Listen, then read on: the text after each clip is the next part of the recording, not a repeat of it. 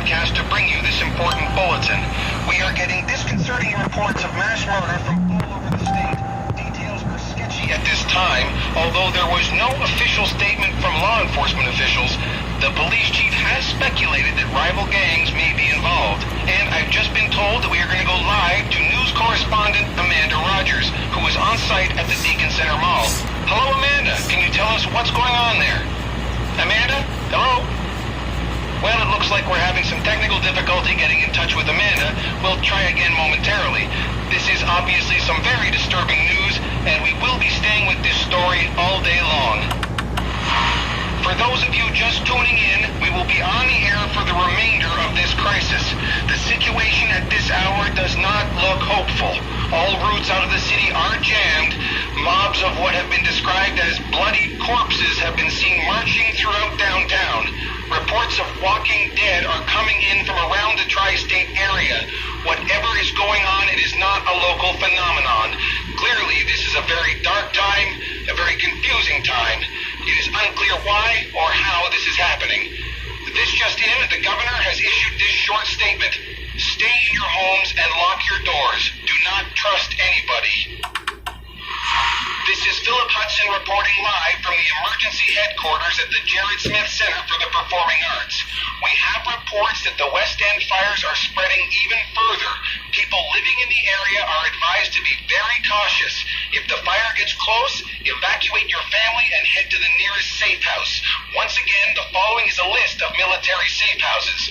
Regional Police Precinct 22 at 239 Ellington Avenue, Old City Hall at 55 Mill Street, and the Jared Smith Center for the Performing Arts at 26 King Street. Folks, please bring whatever supplies you can. We are in dire need of food, water, clothing, batteries, flashlights, weapons, and ammunition. This is Philip Hudson reminding you that we will be doing reports every hour on the hour for as long as we can. That was Joe Grant with tips on making body armor out of household items. Thanks, Joe. I'll be working on my suit later this evening. We want to take a moment now to remind our listeners that the West End fires are still raging. The entire area is to be avoided if possible. In other news, we've been getting regular reports from a Mr. Kaufman about the City of the Living. When we spoke to Mr. Kaufman earlier today, he confirmed that the perimeter is complete and 100% effective. They are now focused on clearing out the remaining pockets of creatures.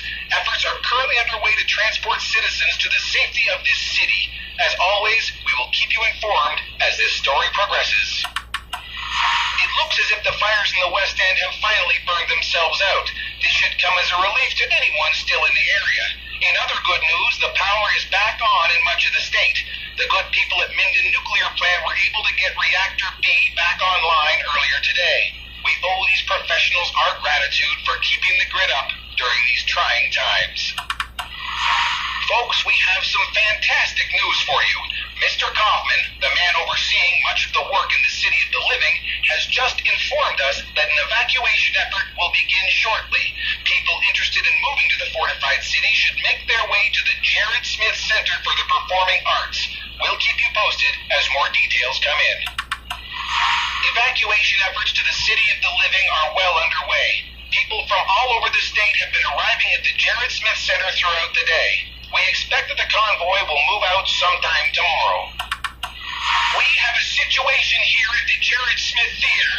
All the people arriving for the evacuation have led those creatures here. The military is holding them off at the moment, but I've never seen so many of those things in one place.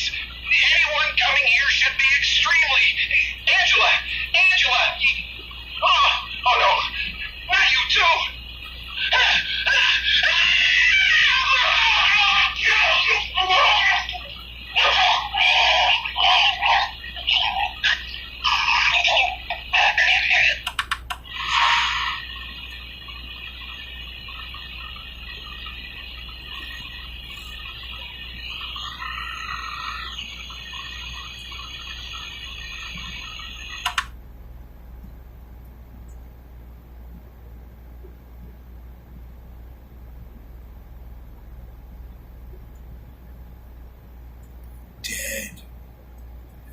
Dead. We interrupt our regularly scheduled program programming for a Channel 3 special report. Good evening. I'm David Barrows. Jonathan Shaw is on assignment. We apologize for our earlier coverage of the so-called Madison race riots. Reports coming in now indicate the violence is neither racially motivated nor restricted to the greater Madison area. What is certain is that this seemingly unexplainable mass hysteria continues to spread throughout the heartland, with injuries reported to be in the thousands. We now go live to Catherine Lanphier at St. Augustine Memorial Hospital. Catherine. David, the staff here says they haven't seen anything close to the sheer volume of casualties. Badly injured, very frightened people are pouring in, no exaggeration, by the hundreds. And we're told that most of the injuries are bites, not gunshot or stab wounds, as we were led to believe earlier. Just a few minutes ago, we spoke with one of the doctors that has been on call since this morning when the patients arrived. We have seen cases of complete digit finger extraction, deep throat laceration, even a large section of flesh torn away as if by a rabid dog or wild animal. We've been told by nurses there have been complications. Almost all wounds have shown immediate infection. Many have went into toxic shock. One patient... Have there been fatalities? Excuse me, please. I'm sorry, I have to go. I was coming home from work, and I saw this woman in the road. She was moaning or something, so I went out to go see. I thought she got hit by a car or something like that. And I went to go reach out to help her, and she bit me in the arm, scratched up my face, and I just took off. Doctors are still at a loss as to the reason behind these attacks, and the situation doesn't seem to be improving. The past few minutes, I've seen 4 ambulances and several cars pull up with victims seeking emergency care. Whatever's going on, it seems to be far from over. David? Thank you, Catherine. Speculation seems to surround the origin of this phenomenon. Theories include an airborne plague, a toxic chemical spill, bioterrorism, and even a space-borne virus. The viewers should be advised that there is no official explanation as of yet. Teams from the Federal Emergency Management Agency, the Center for Disease Control, and Office of Emergency Preparedness have been dispatched to Chicago, Madison, and the Twin Cities. While martial law has not been declared, the governors of all 3 states are encouraging citizens to remain calm and stay at home for the present.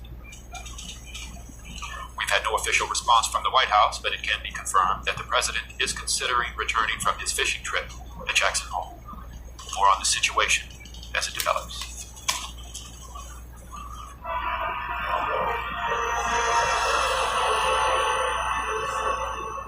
The president wants to make it perfectly clear that this is not a case of bioterrorism. No such agents exist in the arsenal of any nation or known terrorist group. He also wants to stress the need for calm and respect for law and order. The quicker people can get off the streets and into their homes, the quicker the appropriate federal and state agencies can reach these troubled areas. Although a further call-up of reservists is on the table, our current overseas military assets will remain in place to reassure our allies that this is a minor, containable situation that we expect to see fully resolved in 24 hours or less. Again, that was Press Secretary William Kaplan with the first official statement from the White House a little over 30 minutes ago, stressing calm and what he assures us is a fully containable situation.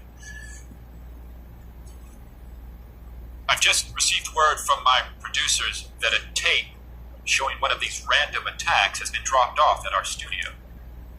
I'm being told that the tape contains graphic material and violence. The viewer should be advised. No. After what you does, man, she's totally...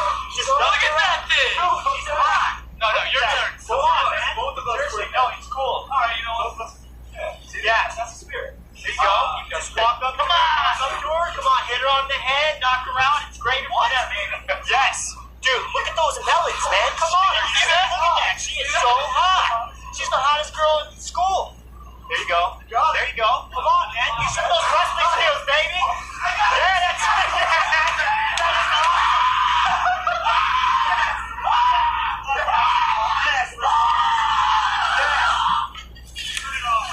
I'd like to apologize for the footage you just witnessed. not have the chance to previously view it, and I'm sure neither did my producers.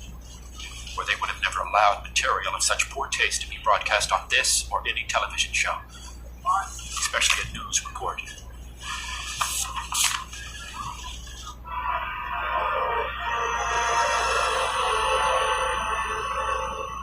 The human mouth is full of billions of germs, and most people don't practice good dental hygiene. So naturally, any bite is going to become infected, no matter from whom. These people don't have some sort of voodoo disease. Yes, but Dr. Collar, how... Look, David, what you fail to realize is that most of these so-called experts are looking in the wrong direction.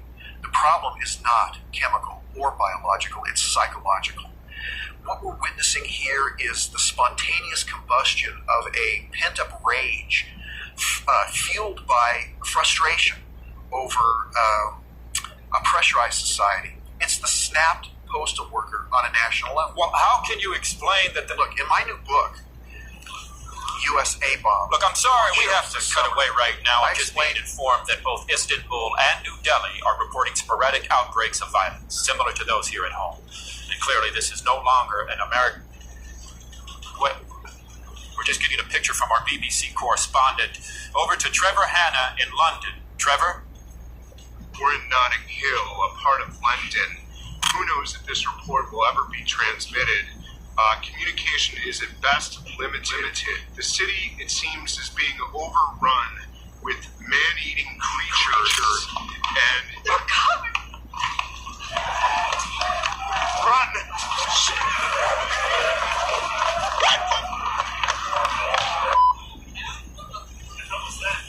Like most stations, we're experiencing technical problems with our satellite connection, but we'll try and follow the situation and bring you up-to-date information from the other side of the globe as it comes.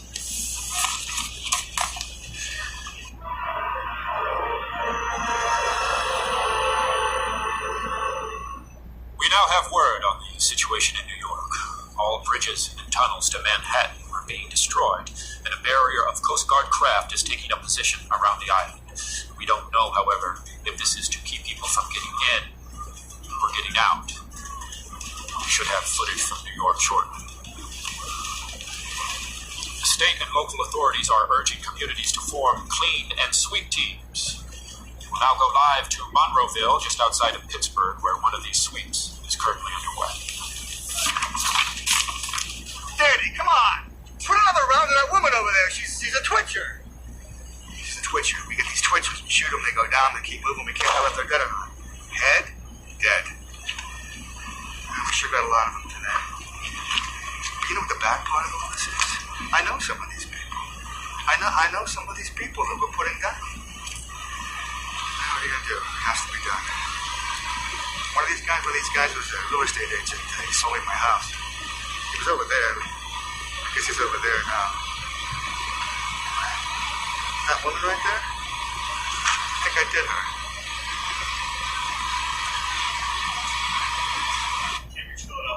The AP wires just went down.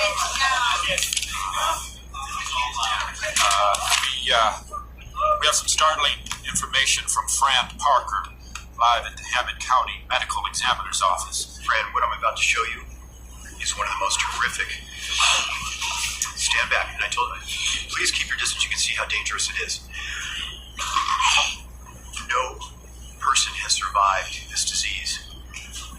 And I can assure you that every victim that has come into this hospital has turned out just like this. They have died on the table. What has happened though, is that they have actually come back from the dead. So you're telling me this man has come back to life? I know it sounds absolutely impossible, but what we're talking about here is reanimation, but of dead matter. Look at this one. I was giving an autopsy too. During the whole autopsy, he never stopped moving. And I took out his heart and half his digestive tract. What I'm trying to tell you is, Oh my God. the dead are walking. That's all I can say. Well, how are people supposed to protect themselves, Doctor? This is the most contagious disease I've ever seen. What I would say, and I'm warning you, everybody, do not come in contact with any of these zombies. And there you have it, David. The dead are alive, and there's no situation and there's no nothing. Oh my God! David, cut away! Cut away! Get away! Get away!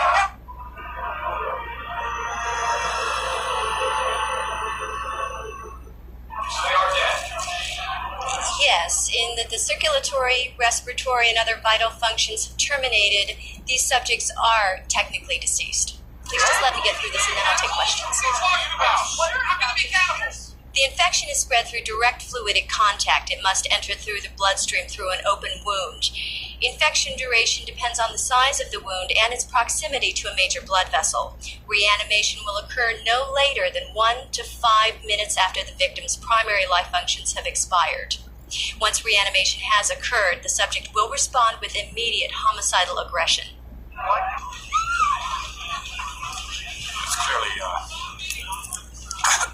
it's clearly a shocking development unfolding. You're gonna want to keep it locked in here. You stay with us all night.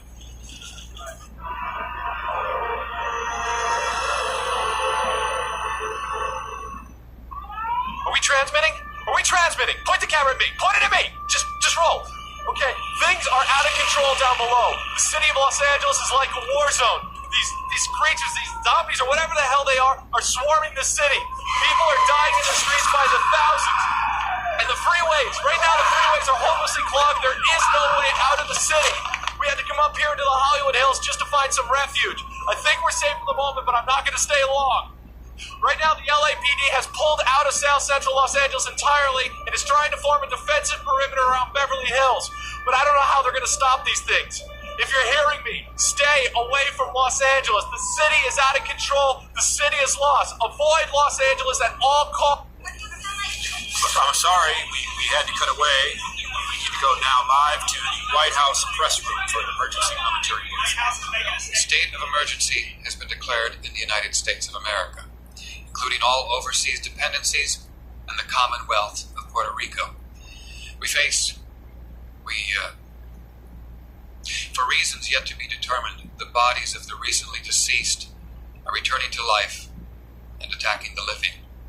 The scope of this epidemic is now reaching global proportions. The President has sent to Congress a package of initiatives which will be explained by the Secretary of Defense, Mr. Martin Emery. Mr. Secretary. As of 8 a.m. Eastern Standard Time, the President has declared the continental United States under martial law. The nationwide curfew of 7 p.m. tonight has been put into effect, and any citizen caught outdoors between 7 p.m. and 7 a.m. is subject to arrest and detention without counsel. All reserve military personnel and National Guard are ordered to report for immediate deployment. All law enforcement, firefighting, and emergency personnel will be federalized effective immediately.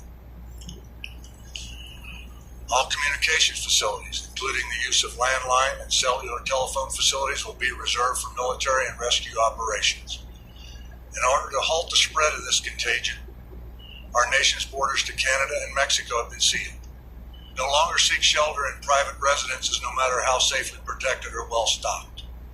Retain all ownership records of private property, but do not attempt to transport or defend said property.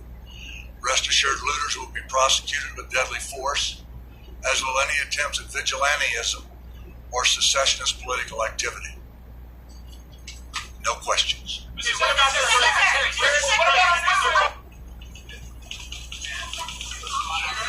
That was the Secretary of Defense with the announcement that the dead are somehow coming back to life. And I've got, do we have those rescue stations yet? Well, find them, please. I need those rescue stations. Fine. You know what? Fine. I'll get them. Someone find the goddamn rescue station now.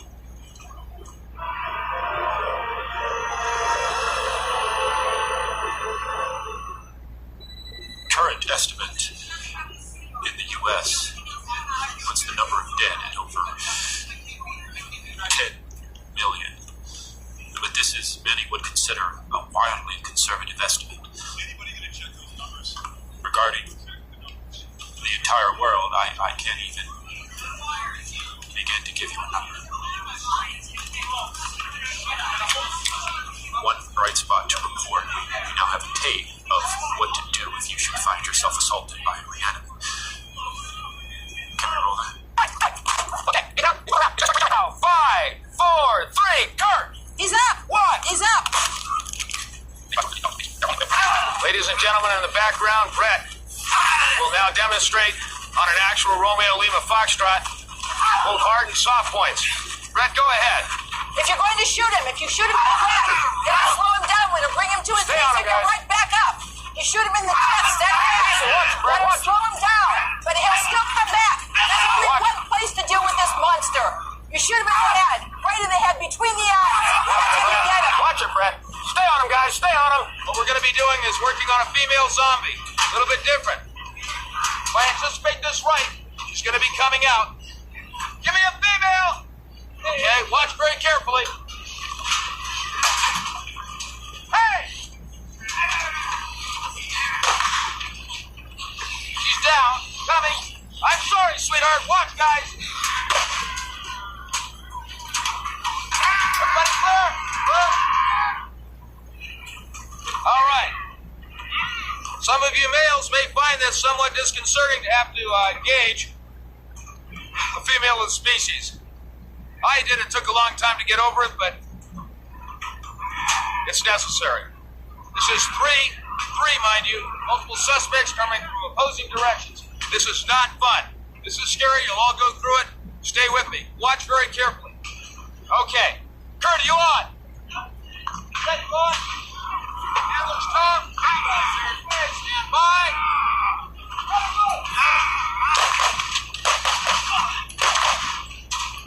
Okay, bring it in, guys. Stay on him. Stay on him. Watch, they're getting up. 3, 2, 1.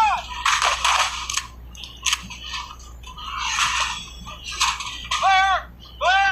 Ladies and gentlemen, what you've just seen here is not pretty. I don't enjoy this. I don't think you will either, but it's a necessary evil, if you will. I don't know anything else to tell you about this.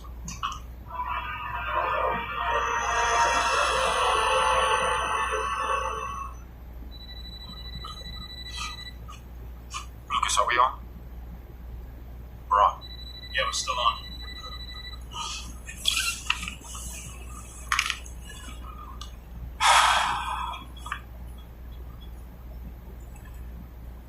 It's been confirmed from several sources that the destruction of Shanghai and Hong Kong were the result of thermonuclear explosions. Whether set by the Chinese government, a rogue faction of the Chinese military, or the Russian government in their promise to aggressively defend their borders, is still not and may never be known. Within the next hour, we will be transferring responsibilities to the emergency broadcast system. We believe, although this has not yet been confirmed, that the President and his cabinet have already left Washington, D.C. for an undisclosed, secure location. We now have an audio, some would say, final audio message to the American people.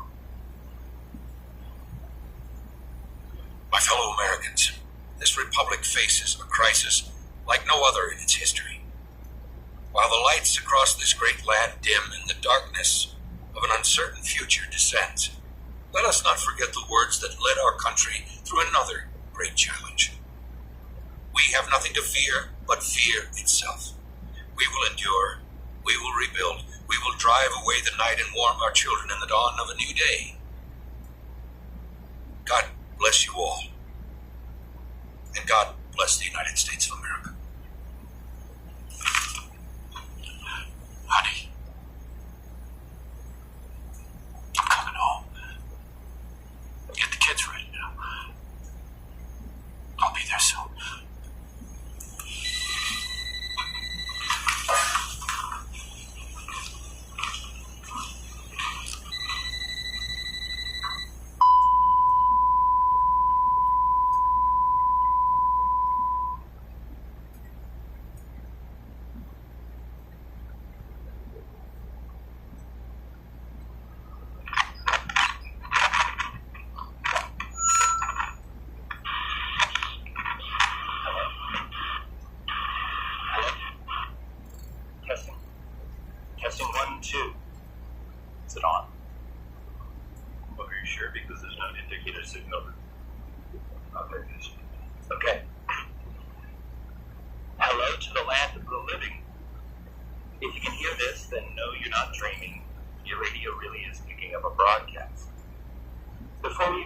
just have to say that no, you're not rescued. This isn't a government signal. There is no zombie-free paradise, and the worst, sadly, probably isn't over. Now that's the bad news. The good news is that you're not alone. The world might have gone to hell, but small pockets of humanity have survived, and we're still out here. Can you adjust the game? I'm getting some pretty bad feedback. There you go. Okay, perfect. The purpose of this broadcast, which we've set to repeat every 6 hours, is to give hope to whoever might hear it, and to let you know that you are absolutely not alone. No matter how bad it's gotten, no matter how many horrors you've seen, you are not alone. So don't give up. Not for a minute, not for a second. The only thing that separates us from them is hope. Alright, for those of you hearing this for the first time, my name is David Kennedy, and like you, I am a survivor. I've spent the last year roaming the country trying to figure out exactly what happened to us and why. During that time, I've met hundreds of people with their own stories, personal struggles, and losses. But there are some victories. A few months into my trek, I decided to start interviewing them so that their voices would never truly be lost in the sea of endless moans that now deafen our world. Maybe their tales will inspire you. Maybe they'll make you laugh or cry. Or maybe they'll just remind you that there are other people still out there. People like you. So why am I doing this? What do I get out of it? Well, that's a fair question, and it's one that I intend to answer. Because this is my story as much as it is anyone else's. How could I ask the world to bare its soul to me if I refuse to do the same? As I stated before, my name is David Kennedy, and I am 24 years old. No, David Kennedy isn't some cool way to introduce myself, like some sort of suave super spot. My first and middle name are both David. My father was David, and my grandfather was David, and to be fair, my mother named me after both men, never telling either which David came first. Growing up with the two first names was brutal as a kid. It earned me both merciless teasing and the nickname Double D. I initially tried to fight it, but as childhood nicknames do, it stuck. So I eventually just embraced it.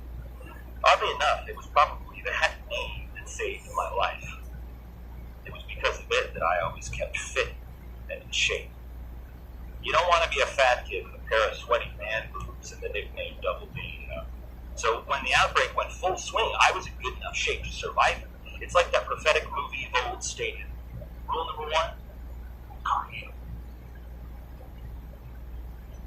Before the world officially ended, I was a college student, majoring, as you might have guessed by now, in journalism.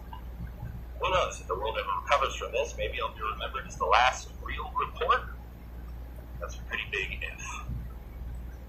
I'm not going to lie to you, it's pretty bad. So now you know who I am and that you're not alone. God, I can't stress that enough. You're probably wondering, what the hell actually happened? Well, sadly, there is no real official explanation, at least not one that I've ever heard from a credible source. The only thing that we could do was sort of assemble a timeline from old media clips and recordings that were made right before everything went to shit. And I can tell you that, look, I can't say that what we put together is right or even all that accurate, and I can't promise.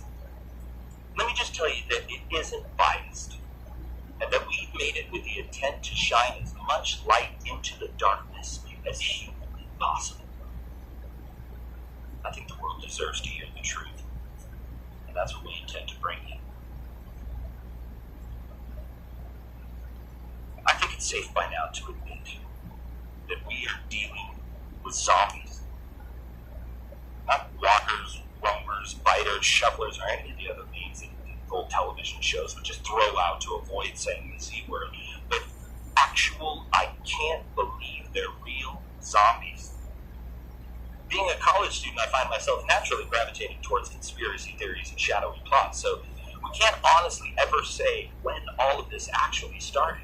Government and media cover-ups have happened in the past, and I have absolutely no doubt that they happened during the initial outbreak. Still, the first real segment that we could find came from a local news channel out of Dallas, Texas, and we think this may be the earliest clue to what actually went down. This is what we have. With Dow Jones Industrial Average shattering industry records and closing well over 15,000 today, that number comes from a complicated formula based on 30 stocks that are part of a Dow Jones average. The higher the number, the higher the value of those stocks, and there's no need to speculate which stocks in particular help boost those numbers today. Am I right, Cindy? Indeed you are, Ron. Karama Pharmaceuticals, the newly emerging biotech company with roots in Italy, is turning heads and raising brows as it swiftly becomes an international leader of both medical and therapeutic goods right here in the United States. Their spokesperson, Janet Kirkpatrick, has been credited with much of the company's climb, with her claim that they are only a few trails away from actually curing everything from swine flu to the common cold. Those are some pretty bold statements. True, but as Karama Pharmaceuticals has filed over 87 patents in the last year alone, the experts think that they might really be onto something. 87 patents, is that a lot?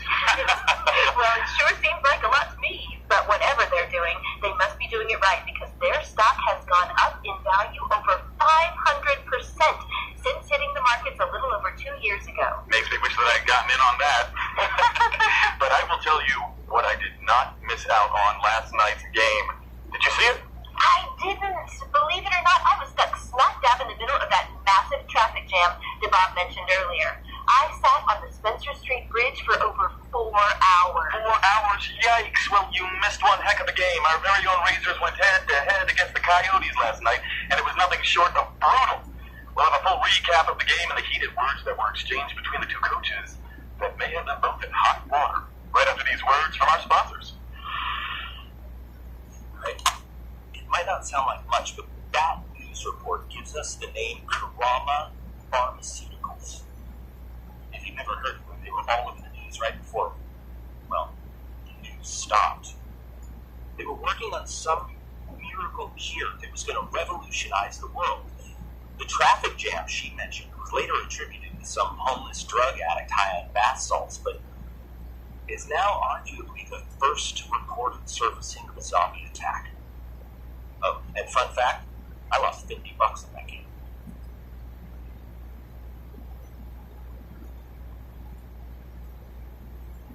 Well, to tell you the truth, we almost missed it. There's still a bit of argument with some of the other survivors on whether or not that we can include this as evidence, and there are no official tie-ins to the outbreak or Karama Pharmaceuticals, but the coincidence of the discovery coming from Italy and the mention of the disease becoming the cure was pretty hard to ignore. Again, while we can't prove anything by playing this, we felt that it was potentially too important to leave out.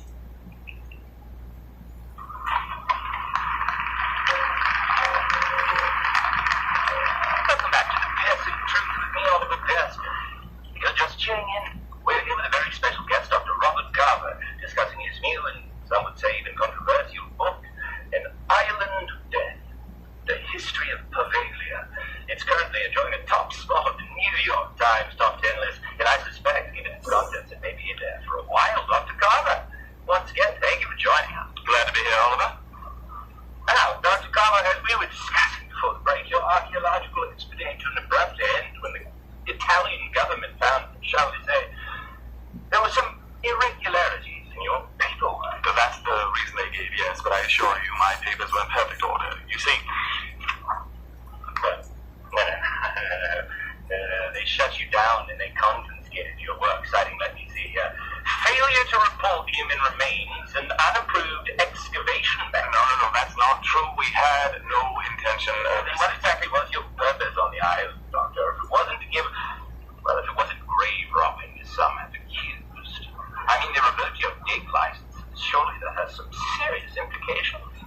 My purpose is... How do I put this? Pavaglia is a modern-age Eden, the likes we've never seen. I don't recall insane asylums or infectious disease in the Garden of Eden, Doctor, at least not the version of the Bible that I've read. So while it is true that dumping ground of disease and pestilence since the early Napoleonic Wars, what has grown from this rotted fruit is nothing short of miraculous. Well, imagine, if you will, the worst strain of tuberculosis or even the most treatment-resistant form of influenza. While modern medicine has grown by leaps and bounds and these things are no longer the threat that they once were, at one time they were a very real problem and a nightmare to deal with. Whenever an illness, disease, or even plague mutated beyond what could be considered normal, those who were inflicted were sent to Paveglia for study. But they weren't being studied, were they?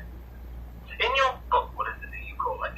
Ignorant containment. These people were sent to hospitals and asylums on the island, not for treatment or medical experimentation, but for something far worse: simple housing. The healthy world wanted nothing to do with them, and the medical world saw them as too dangerous to not be contained and accounted for. So, under Napoleon, what had started as a rudimentary confinement station became a permanent fixture. The ill were gathered and contained in Paveglia out of fear, but it is because of that fear that nature itself began to change. I don't understand. When you have that many strains of disease, each mutating or changing in ways that have never before been seen, confined in such tight, uncontrolled quarters, they begin to breed something entirely new altogether. Medical miracles that could not be explained, reversal of disease, sickness, and in some cases, even death. The disease has become the cure. Yet you claim that there is indeed experimentation upon the afflicted. Not under Napoleon, quite the contrary. He wanted nothing to do with Paveglia. When the emperor heard of the changes that were being reported upon the island, he ordered it destroyed, but by then the sickness and mutations unlike had escaped the confines of the Church of San Vitale and had spread to undocumented parts of the island.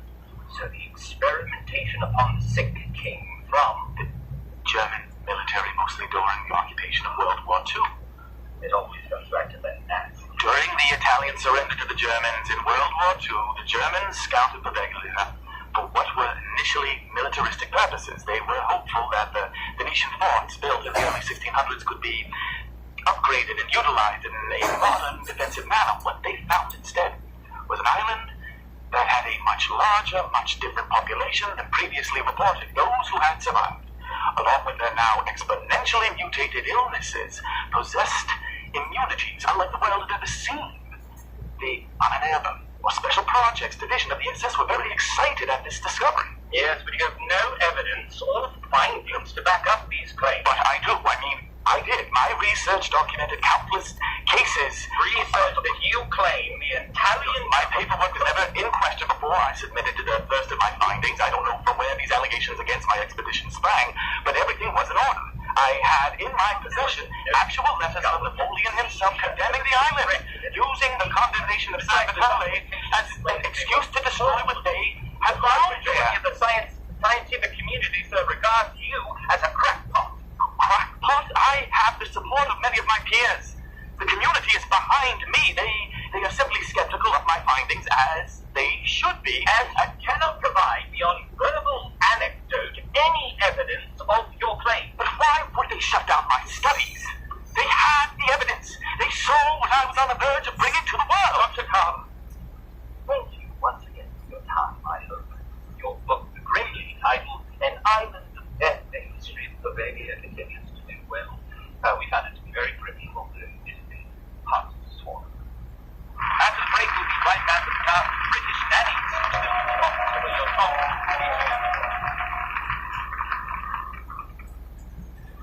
Without the internet or much technology to fall back on, our research into Dr. Carver's claims hit a dead end almost immediately.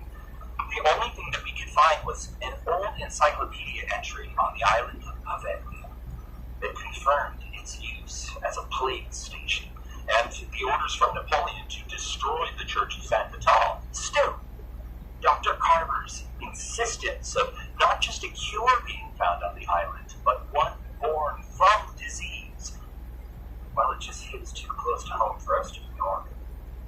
Take it for what you will, but I personally wouldn't discount it. Okay, about 3 weeks after the interview with Dr. Carver aired, ANN began coverage on a Senate hearing in which a senator from New York is accused of taking money from Curama Pharmaceuticals and refused to explain as to why he was spending so much time in Italy. This is what really cements our suspicion of Karama's involvement in the outbreak. We cut out most of the official preludes and went directly for the meat of the conversation, which saves you about 4 hours of political droning. No mention of DARPA and how the United States government seems to, well, have ties directly to both Italy and Karama.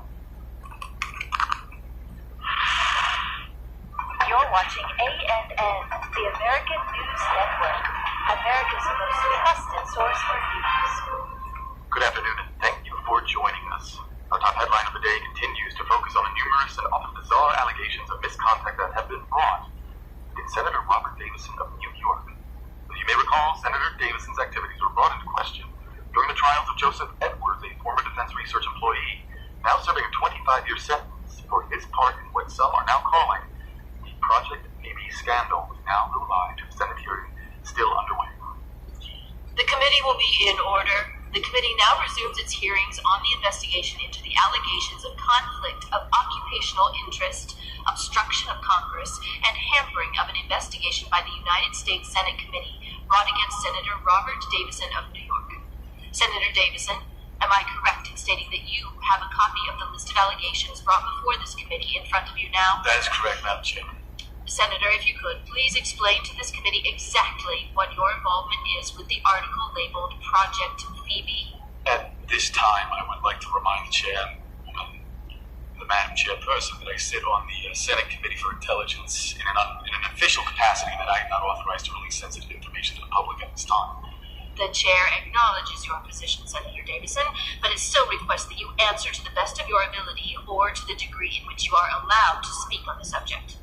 Now, are you stating for the record that you are unable to comment in any fashion on the article entitled Project Phoebe? That is correct, Madam Chairman. Senator, how many times have you been to Italy in the last 3 years? That information is currently classified under Executive Order 13526, and I am not authorized to release it to the public at this time. Is it true that you've been to Italy over 24 times in the last 3 years, acting in both official and unofficial capacities as in accordance with your current job title? Again, that information is currently classified under Executive Order 13526, and I am not authorized to release it to the public at this time. This committee, if you will look at Article 6 on page 3 of the booklet provided, has no record of your official involvement in any activities or articles as sanctioned by the Senate that would require your presence in Italy. Yet we have copies of several reimbursement requisition forms bearing your signature that prove that you were there on numerous occasions. Is that your signature, Senator? Madam Chairman, that information is also currently classified under Executive Order 13526, and I am not authorized Senator, to release where it or to the what public at is this Sturm time. and Drang? I apologize, Madam Chairman, but that information is currently classified under Executive Order 13526, and I am not authorized to Senator release it to the Davison, public your at this time. continued impediment of this hearing is duly noted, much to the disappointment of this committee. Perhaps a simpler question. What is your relationship with Karama Pharmaceuticals? Like many here, yourself included, Madam Chairman, I have invested in the company's stocks. I make no secret of this. Indeed. Yet, unlike many here, you have been named as a member of their advisory board. Am I correct in stating this, Senator? No, Madam Chairman, you are not correct. I have accepted no official titles or duties with Karama Pharmaceuticals. Are you saying that you do not sit on the advisory board for Karama Pharmaceuticals? I have accepted no official titles or duties within the company, Madam Chairman. Senator, do you sit on the advisory board for Karama Pharmaceuticals in any capacity, official or not? That information is currently classified under Executive Order 13526, and I am not authorized Senator to release it to Davison, the when public was the at last this time you were in Arlington, Virginia? I have been present in Arlington several times in the last few years, a number of military memorials, and when I can, I like to take my family to the Bay. And during these trips, how often did you located there? I'm sure once or twice, Madam Chairman. And what was the nature of these visits? I believe the agency in which the committee notes was a stop on tour. DARPA is a secure facility, Senator Davison. Are you saying that you were simply visiting? No, Madam Chairman, I'm saying that I cannot recall the reason for the visit as it was not noteworthy. And during these non-noteworthy visits, did you ever come in contact with a Mr. Joseph Allen Edwards? I do not recall. So this committee is to understand that you have never had previous contact with Mr. Edwards? I do not recall, Madam Chairman. As I was never introduced to Mr. Edwards by name, I may have inadvertently seen him without association if he were at the facility. So you never received anything from Mr. Edwards? That is correct. And you never used your station with the United States Senate to facilitate an exchange with Mr. Edwards on behalf of Karama Pharmaceuticals? This is correct. Immediately following one of the several visits to the DARPA facility in which this committee has documented evidence of, you were flown from a private airport to an undisclosed location in Venice. What was the purpose of that trip? That information is currently classified under Executive Order 13526. Senator Davison, the committee respectfully insists that you answer the question. Under Executive Order 13526, that information is listed as classified. Senator, your reliance on this executive order is... You have been watching the exclusive live coverage from the Senate hearings involving Senator Robert Davidson of New York. We will have more coverage of this story as it further develops. When we return, video games, they're not just for kids anymore. We'll have an exclusive inside look at what goes on behind the scenes in the Electronic Entertainment Expo, or E3 as it's known to those who attend.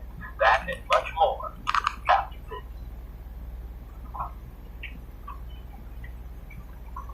Those of you who don't remember Joseph Edwards he was a DARPA employee who dropped a ton of documentation to one of those online anti-government sites before he was taken into custody. He claims to have not only handed over important medical research to Senator Davidson, but that Karama Pharmaceuticals was working closely with the United States government on a military project. Unfortunately, Mr. Edwards was whisked away, never to be seen again. Shortly after the world as we know it ended.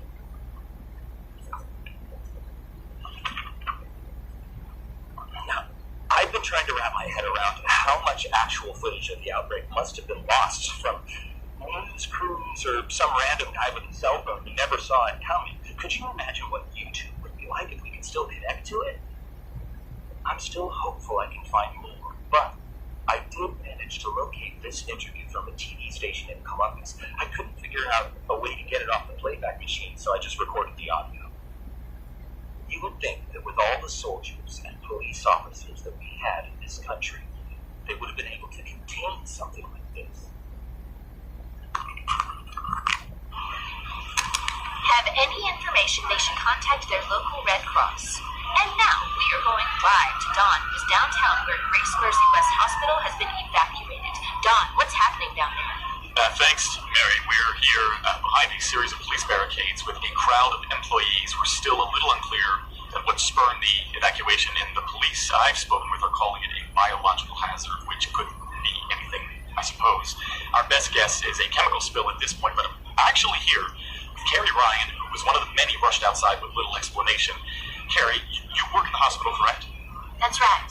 I'm the chief nursing officer in oncology. And can we safely say today was not a normal day of work? I think we can, Don. Can you tell us what you saw? Surely something pretty bad must have happened if an evacuation was ordered. You know, I'm not really sure. I had just started my shift, hadn't even had my coffee yet, and the alarms went off. The other nurses and I assumed it was system testing, but in this day and age, you have to take these things seriously. So we started following protocol and prioritizing patients for evacuation. And security came running down the hall and told us to leave them. That was my first indication something was seriously wrong. They rushed us out with everyone else. No one has been allowed back in. How long ago was that? Probably an hour now. Have you seen any of your patients come out yet? No, but they might have been taken out through the freight elevator at the north end. Carrie, what do you think happened? I've been hearing weird rumors from some of the orderlies.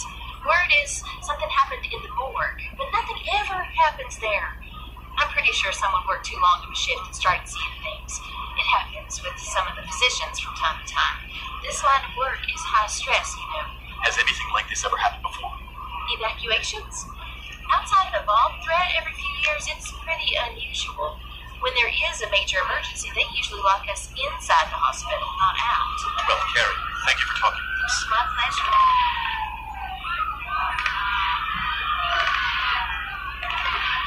Don? Don, was that gunfire? Can you tell us what's happening? Mike, are you getting that? No. Over there. Mary, some sort of military force seems to have arrived, and we are hearing sounds of what seem to be gunfire inside the hospital. I'm not...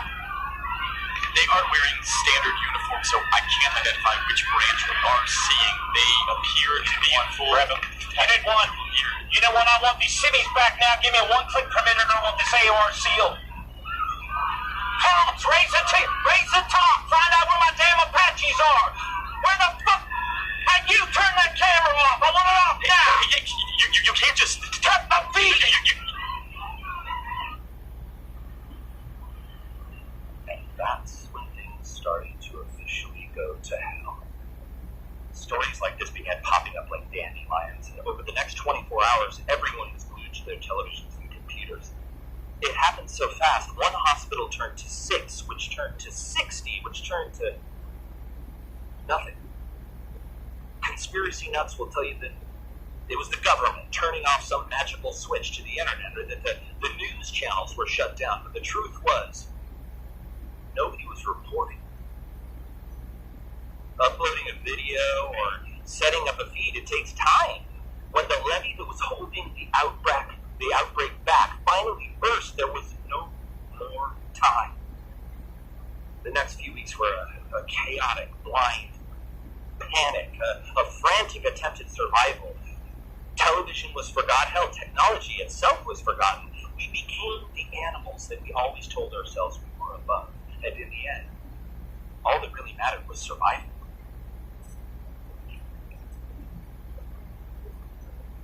I've always been amazed by how quickly mankind can adapt to survive, and how quickly we forget that we're actually adapting.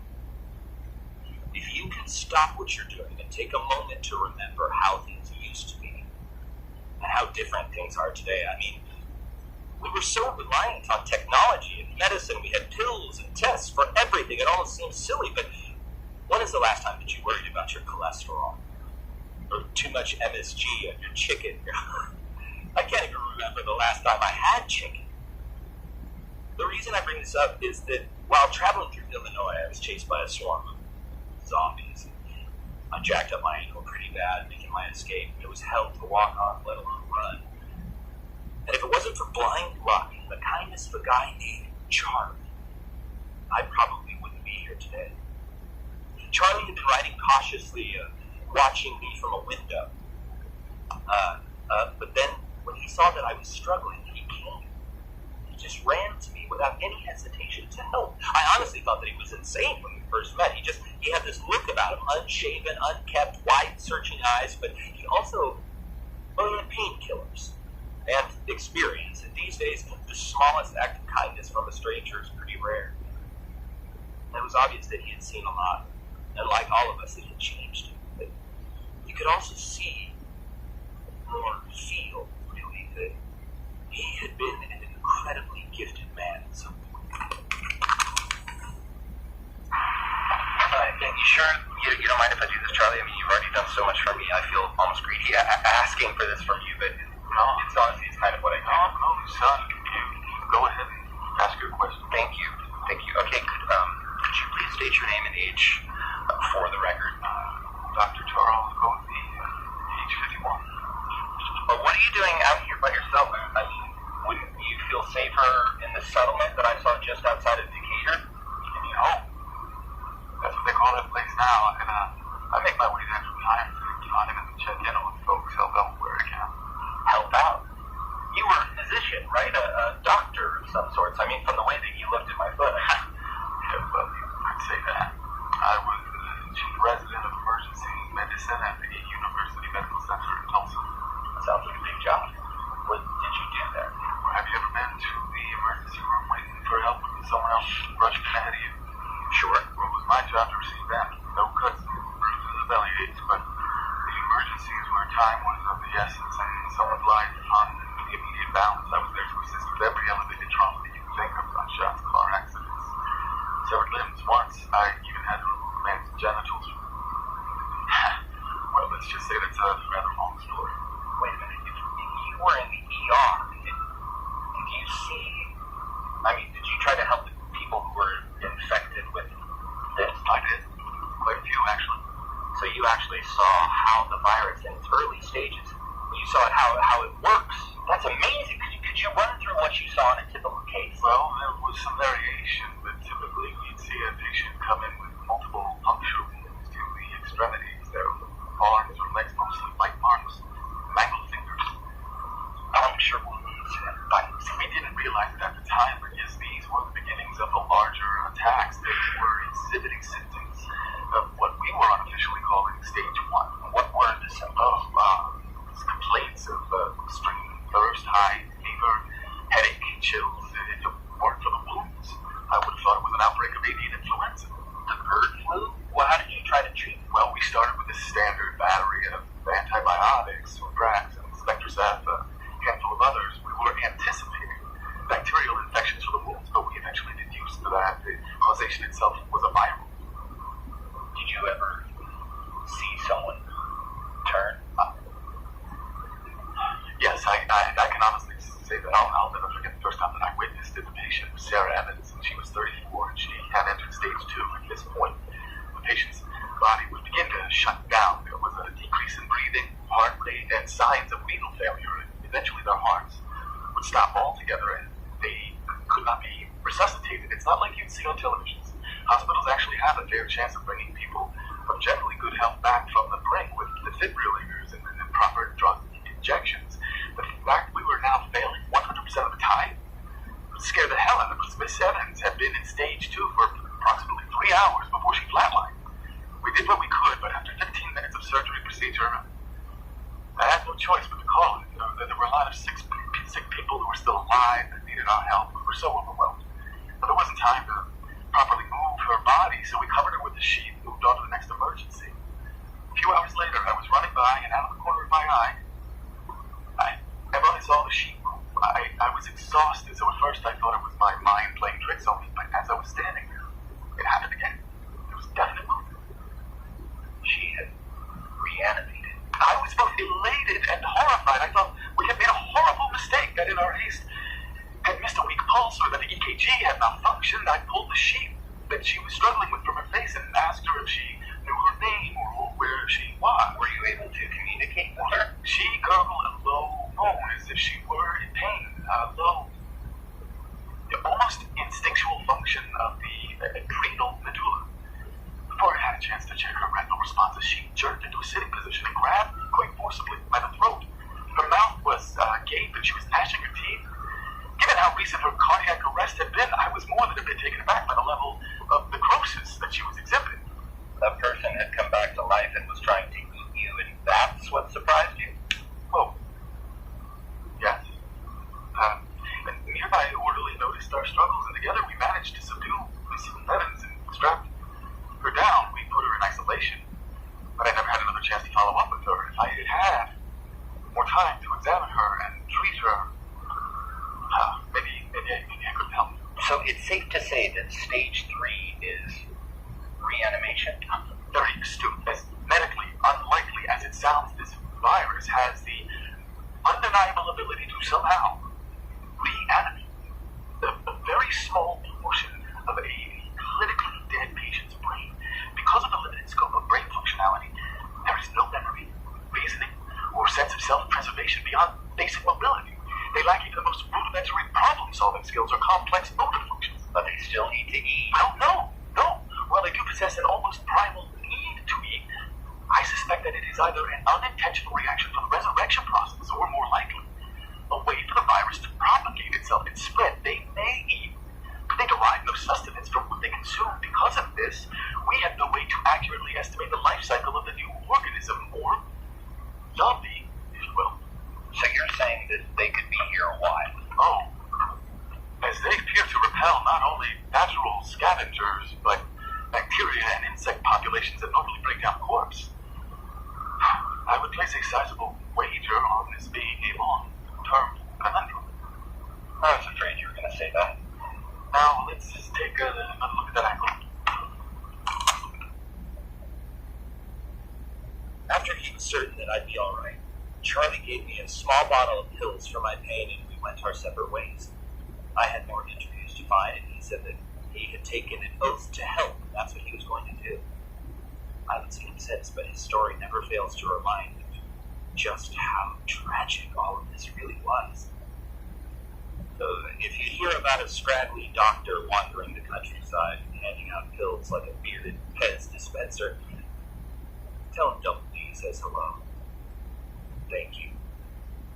And if you happen to hear that he didn't make it or stumble upon something worse, keep that shit to yourself. I can't take it.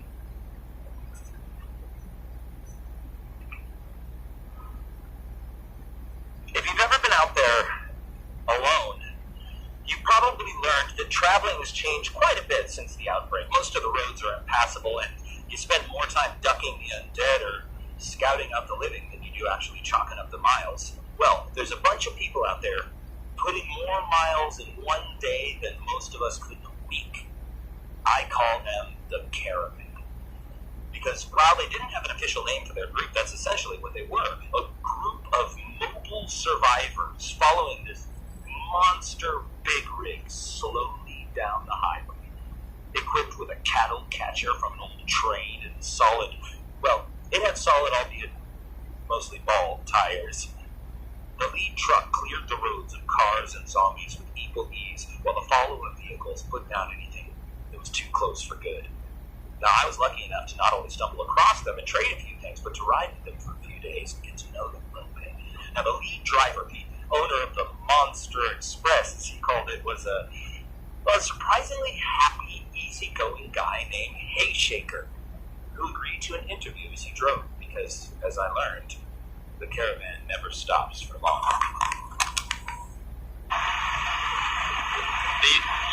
You okay over there? Yeah, thanks. I just, it's bigger than here than I thought. Oh, it's my baby. Custom sleeper, 191 inches. Hell, I even got a microwave back there. It's beautiful. Oh, no, not like she used to be, but hey, I don't have to pay on her anymore, right?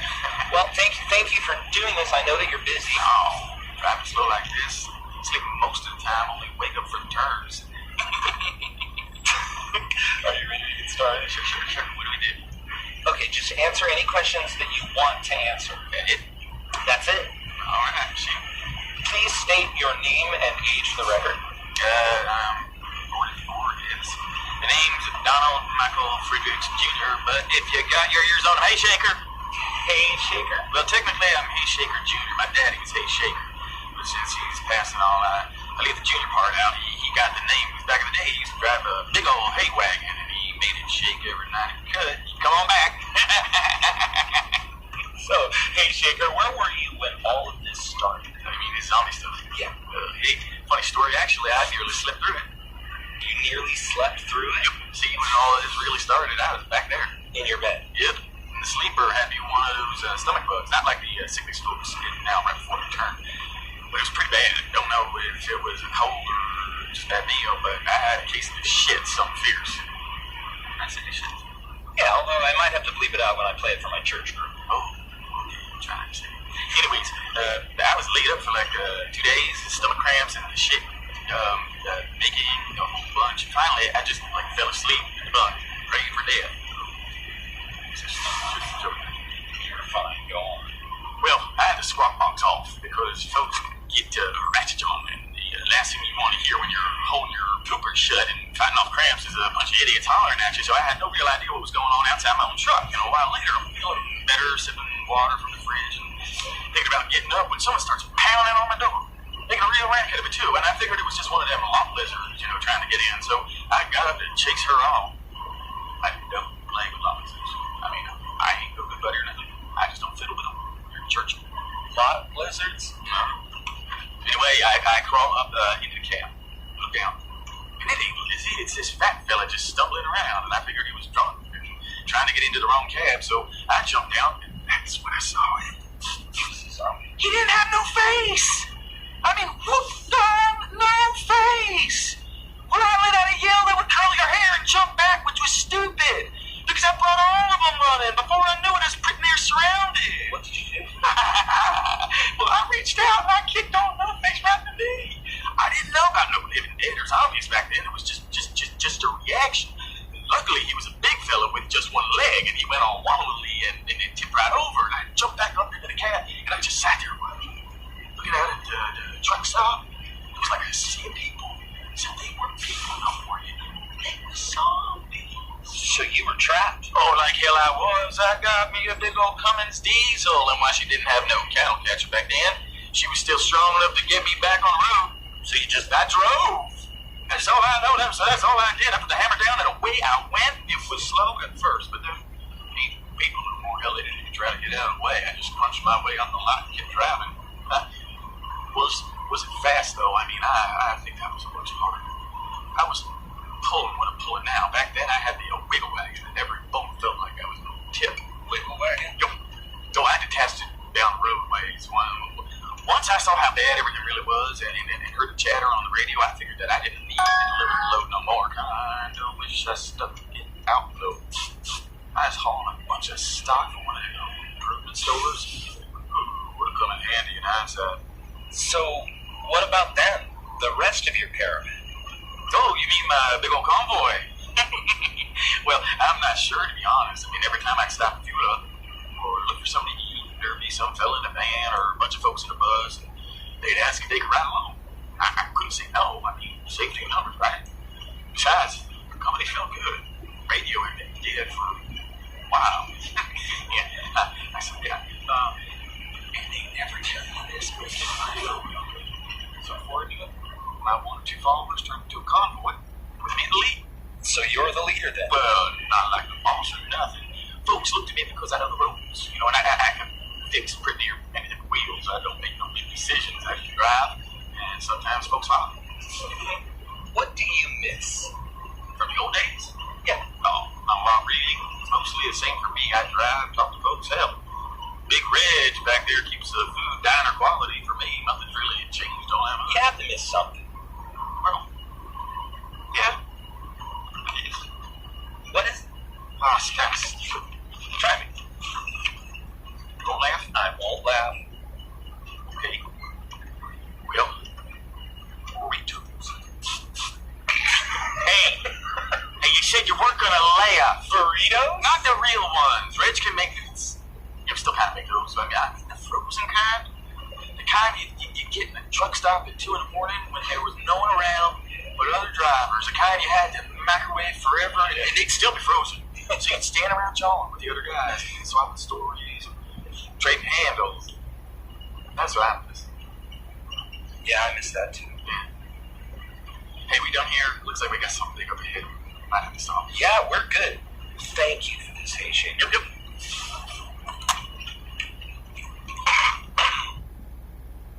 Riding with the caravan for a few days, I got to witness how they operate. There was never any fighting or bickering, and everyone had their role. The thing that made them valuable to the group. I'd be lying if I said that I wasn't tempted to stay with them. It was, it was good for my heart to see social functionality again. People getting along, doing a job, and helping each other out. One of the more surprising interviews that came, it was a woman in her mid-20s that everyone called Mama. Now, I thought that it was odd that she'd have such a nickname, especially since there were women that were, well, older and more matronly than her around. So I asked her about it, and I've regretted it ever since. Thank you for agreeing to do this. This is tape 17 interview with Krista Phillips, age 26. Mama. Everyone here calls me Mama. What's that? I watch after the kids. Just you? No, there are others, but I'm the one that the kids call Mama. Sophie, a little blonde girl that used to ride with us, started it, and all the other kids just picked it up. Kind of sweet. Do you like it? Secret? Well, not really. These recordings. I fucking hate it. Why? Because most of these kids have lost their parents. They've lost their real mothers and fathers, and because I'm there taking care of them, they imprint on me, like baby ducks. I'm not your mama, and it kills me every single time that they say it. It's funny, you'd think that you'd get used to it, and it would hurt less. I swear to God, it hurts more and more every time. Why not have them call you something else? Do you know what I was before all of this started? No, that's kind of the purpose. I was a housewife, living the suburban dream. I had a nice house, a successful husband with a good job, and we had just got married and were ready to settle down.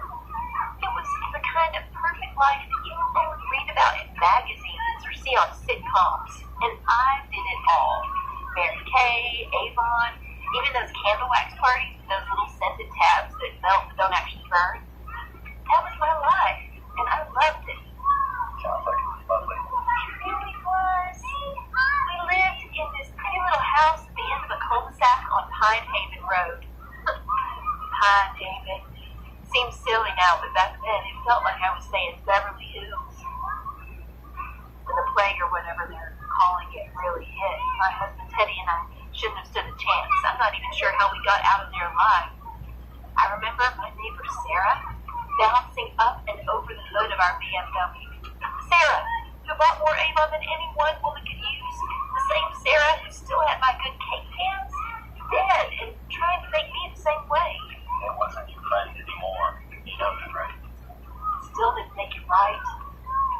Teddy and I spent the next few days just trying to survive. During the day, we'd park and hide somewhere. Abandoned hotels, the back of a delivery truck. Any place we could be quiet and feel safe. At night, we'd drive. Slowly, no headlights, we'd just drive. Every once in a while, we'd hit something or someone, and we'd just keep going.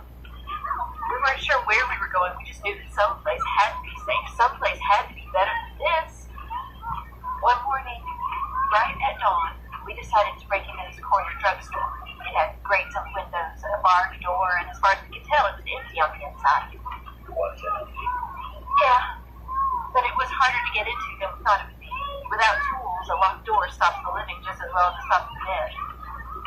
Teddy wouldn't be dissuaded. He was positive that there would be food and supplies in there, so we kept trying to get in. He was using the tire wrench from the car, and this cheap little thing bent way too easily, and we were almost in when a zombie comes staggering around the corner and grabs me right by the back of the head. I thought I was dead.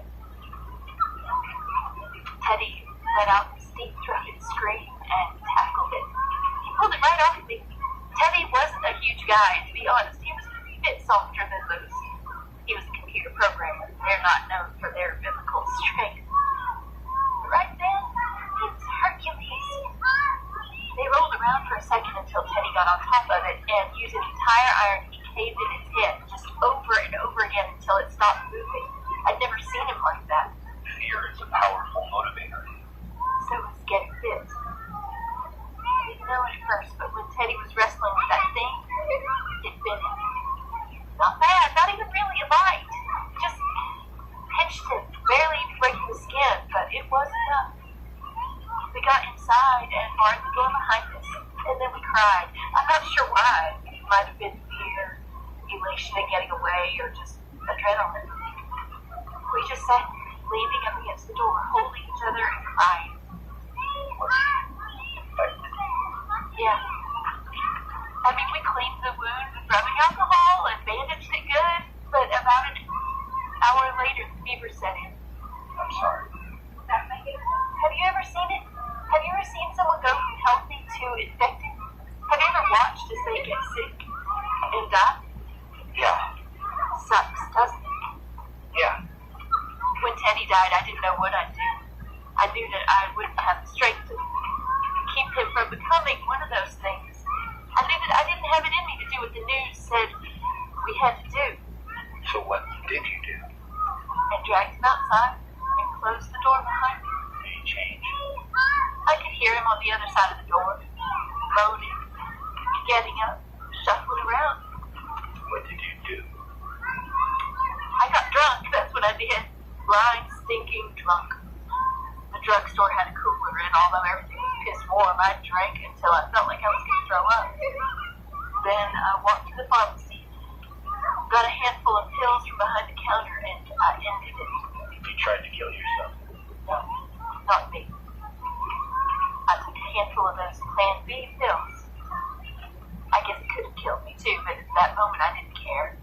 You were pregnant? 3 months. Like I said, I was in suburban heaven. But now that hell was walking the earth, I wasn't going to bring a child into this world. Not alone. Not when it could end up. That's when they found me. The caravan. Bleeding to death from a miscarriage, stupid, drunk, and barely conscious in a corner drugstore. it gave me a reason to keep going. So, now I'm mama to them all, no matter how badly it hurts. Because they deserve a mama. And I deserve to remember what I did. You did what you thought was me. Look, I'm sorry. I think we're done. I have to get back to the kids. Of course, look, I just thank you. Honestly, thank you for this good stuff. Mama. Always mama. Thank you, Mama.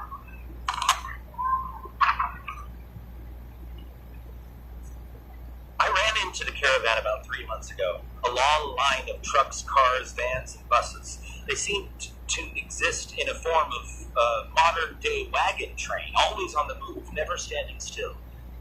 They say that they're looking for a place to safely call home, or at least a place where the dead don't walk the very roads they travel. Out of the 3 people who agreed to be interviewed from that group, Big Reg has to be my favorite. A smile as large as his heart. He's one of the few people that I've seen that seems to have honestly adapted to this hell that we all struggle with.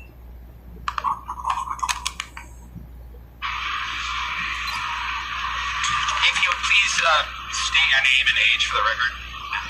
Yeah, anytime you're ready. My name is Reginald Harvey Williams, and I'm 37. Most folks just call me Big Red. So explain, please, how you got that nickname. On account I'm so small. So people they're not going to be able to see this. So can you just Well, folks have always picked on me about my size ever since I was, well, even littler than I am now. Well, I never really let it bother me much. Good things come in small packages is what my mom always said. And size ain't nothing but perception. And I've known men twice my size that are smaller than me. I got one of them big personalities, I guess. So they call you Big Reg because you're small? No. Tell you what happened. Back when it all started getting rough, right before everything went right to hell, but you could see it was going that way fast. I was working as a night cook at this little truck stop right outside Bellefontaine, that's in Ohio. And anyway, it was getting pretty grim out there, and the diner was pretty near empty. And one of the other cooks, a tall, skinny kid named Terry, me and him got on pretty well. He liked to pull a prank on me, like little thing, like put my apron up on the top shelf, or wait until I went to the storeroom to kick out the doorstop. see, the storeroom was where we kept most of the dry goods and bottles of soda and whatnot, and we used to use it as a break room when we cooked.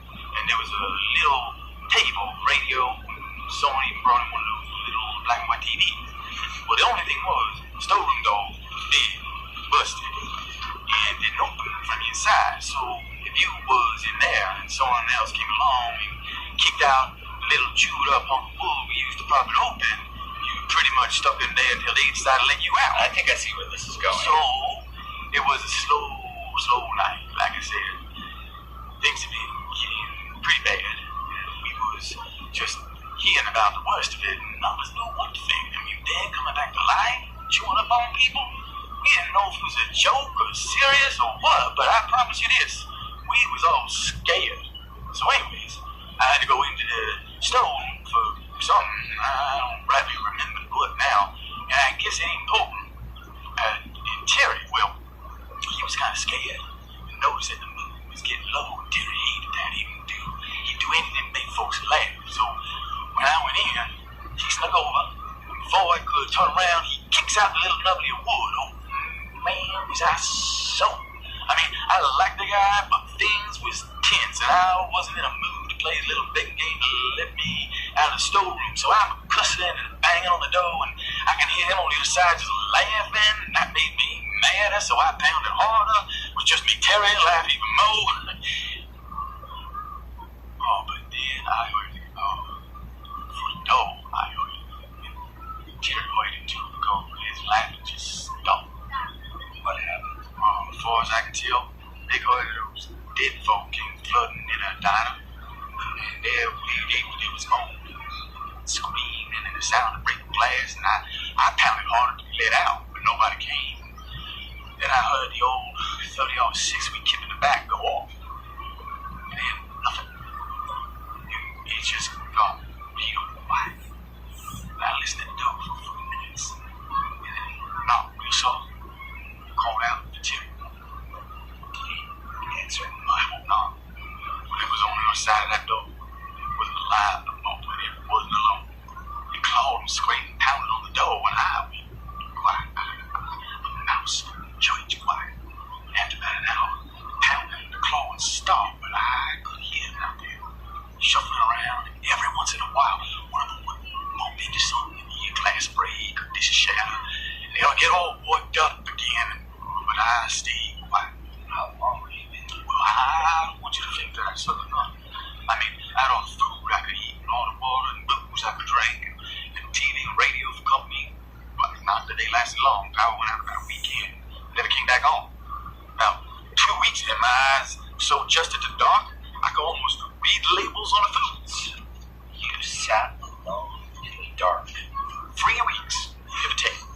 I woke up one night about 9 p.m. I knew it was night because my watch still worked and I could see the glowing hands. Well, there was a new sound outside my door. It was getting louder. Someone was trying to get in. I didn't know what to do. I didn't know the debugs had figured out how to use a doorknob or they were finally chewing their way in. All I knew was I wasn't going down without no fight. I grabbed 2 biggest cast iron pans we had and I crouched by the door. And when it opened, zombies can't open the door. No, they can't. But hey, you just the big fella over there, the muscles and those barbed wire tattoo. He can. The caravan found you. They were starving and checking every place they could for supplies. By then, zombies had all cleared out or wandered off, so it was pretty safe. He opened that door, and I jumped out screaming like a demon, swam my pants at his big melon head. What happened? Well, I caught it right above the ear with water. I think it felt good. But Mikey's a big guy, and he kicked me right in the chest, threw me back in the room, and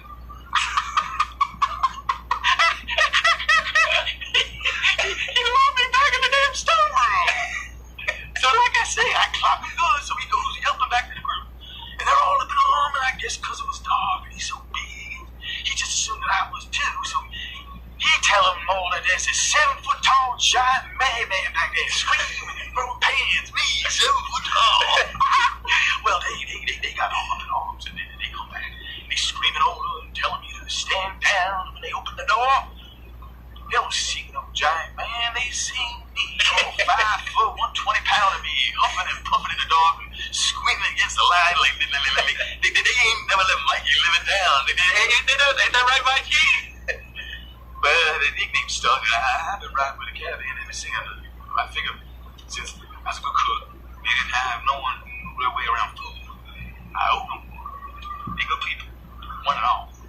Did you ever see Terry again? Yeah. A couple days later, I saw him. He wasn't Terry no more. He was with a big group of them. Probably the same group that came that night. What did he do? Well, he let me. I figured, let me. If it wasn't for him, I'd be right out there beside him. So let me.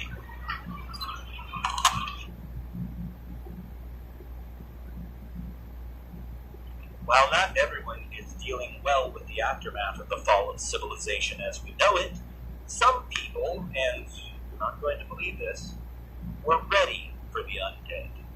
Me, I can't even fathom how you could live a normal life waiting for something like this. While traveling through Chattahoochee National Forest, I stopped for water in a stream, and I noticed a fence about 100 yards from the road. After walking over, I discovered that trust doesn't come easy in this new world.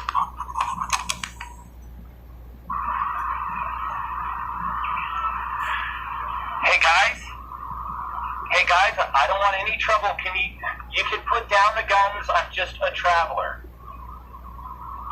I'm sorry, I can't hear you. What?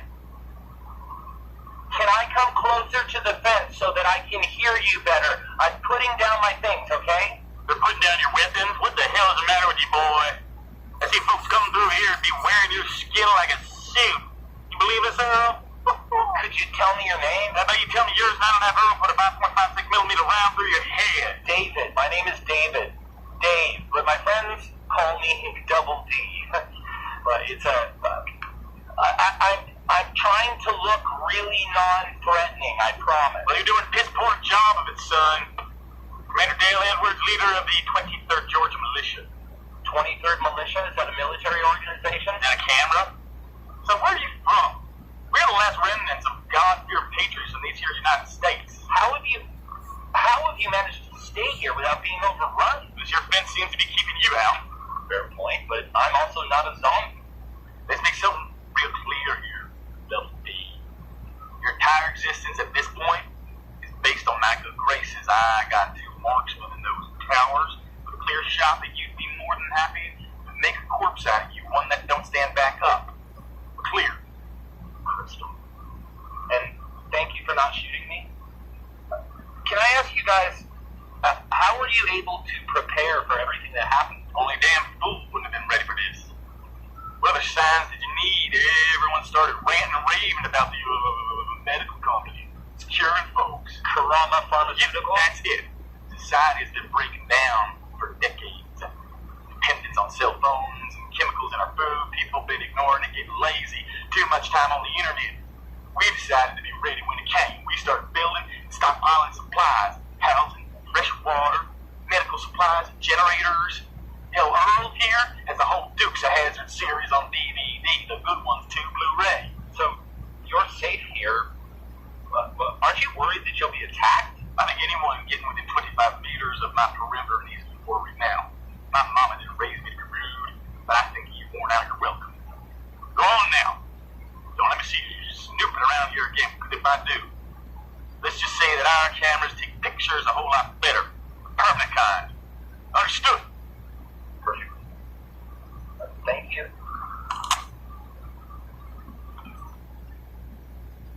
Over the last few months, I've seen the best in humanity, and I've seen the worst. I've heard stories that have inspired me and lifted my spirits, and I've witnessed things that will haunt my dreams until my dying day. One of the most heartbreaking encounters I can remember happened by chance. I was traveling just outside of Fort Madison, Iowa, when the skies suddenly opened, drenching me in a torrential downpour. For the second, I forgot about the world around me as I ran for shelter. There was no worry of a zombie attack or fear of other survivors, just a cold, instinctual need to get out of the soaking rain. Forcing my way into what I thought was an abandoned fast food restaurant, I was so happy to get out of the storm that I didn't notice the loaded pistol aimed at my head until its owner cocked back the hammer. It was a girl. I guessed about 16. She ordered me back outside, motioning to the doorway with the gun. It took me a few minutes of persuading and, a few candy bars from my supplies to convince her that I wasn't a threat, and to let me stay at least until the rain passed.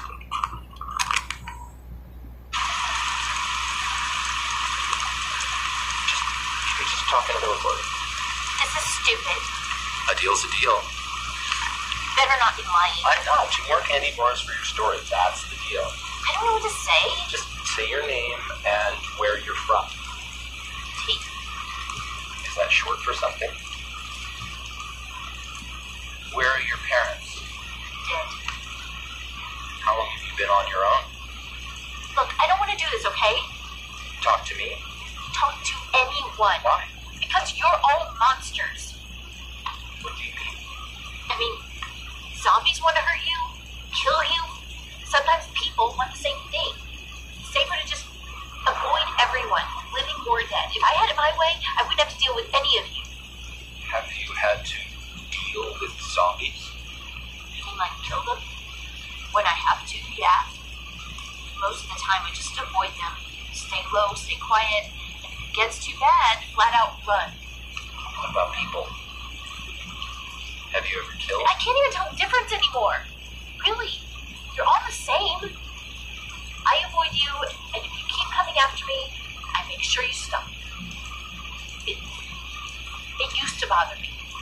I mean, back when it first started, I remember the first time I had to stop someone. I cried so hard I threw up. Stop a person or a zombie?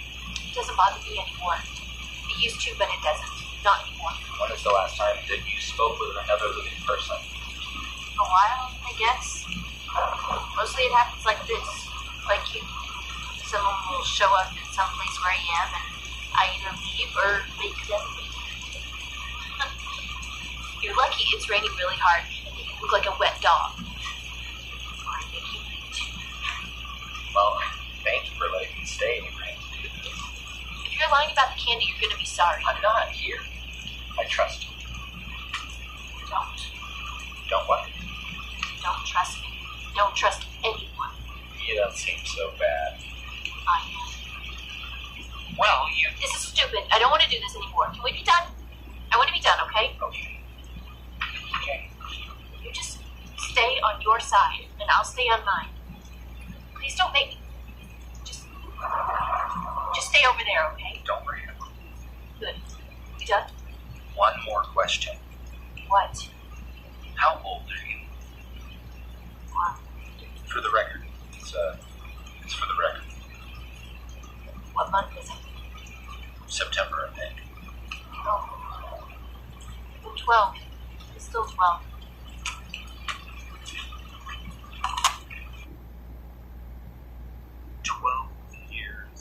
Surviving on her own. 12 years old.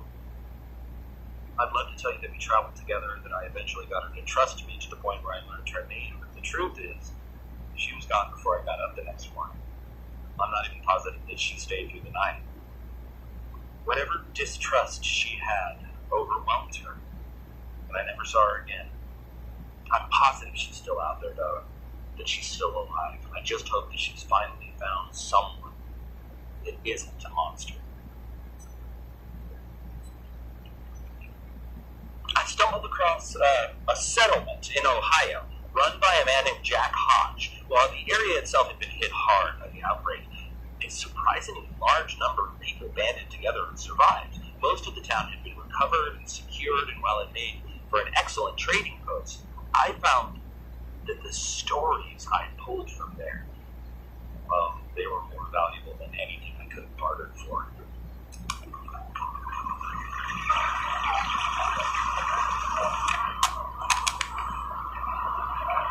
Please state your name and age for the record, whenever you're ready. My name is Jonathan Collins Hodge, but most people call me Jack. 41. Thanks for doing this, Jack. Most of your group seems to be avoiding me. Well, don't take it as personal. We had a bit of bad luck with some bandits a few weeks back. People are still nervous, mistrustful. No badge? I heard a woman call you sheriff earlier. I figured that with that and the way that you carried yourself, you used to be a police officer. And whenever they need me to be, they feel better thinking I'm the sheriff, then that's what I have. People need someone to look up to. So you weren't a cop? Can I be honest with you? Please. I'm only doing this because I need someone to know the truth. I figure even if it's just a kid with a tape recorder, it should be on record somewhere.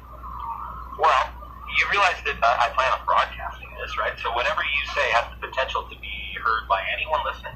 Well, I will deal with that if and when it ever happens. Do you really think you're going to be able to get a TV or radio station working again? And even if you do, what are the odds that anything you broadcast ever makes it all the way out here? Or for that matter, that we're still even here when and if you do. I'll take my chances. Besides, I don't hide anymore. That's not me. Well, when you put it that way. You asked if I was a cop. I'm guessing you weren't. Just the opposite. I was. Criminal was for who or what I was before everything changed. Most people blame their parents or abuse or make up reasons as to why they were really the victim, when the truth is they were just bad. That was me. I was a small-time crook in a big-time truck, and I took what I wanted when I wanted it. If someone got my way, I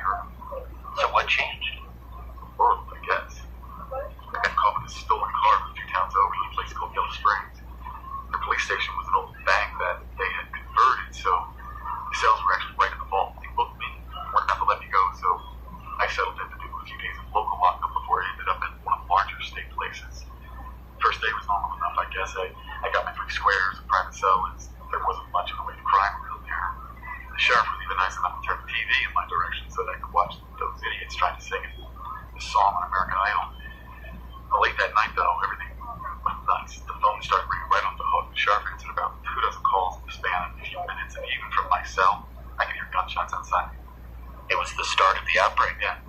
I didn't know that then. I just figured that there was some sort of public event. Folks got out of hand, some small fair or something like that. That place felt like the next time. Did the sheriff come back? No, not the first day, not the second. You ever been in a jail cell when no one around?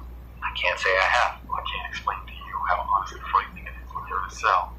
There's somebody else's responsibility. They have to watch over you. They got to make sure that you're not getting into trouble. They have to need you. By the end of the second day, my throat was sore from screaming out for anyone to come get me. I was hungry, and the only water I had to drink came from, well, get the picture, locked cell. But the sheriff did come back. Oh, yeah. He came back all right. About halfway through day 3, I had found my voice again. Desperation had me screaming like a lunatic and rattling the bars like a pissed off monkey in a cage. Well, I guess my racket was enough to finally draw someone's attention because the sheriff, or rather, well, he had become hurt me. He was infected. That was my first time seeing one close up. At first, I thought it was a prank. Like one of those hidden camera, scared, straight type of shows. I was mad. I just started screaming at him, swearing.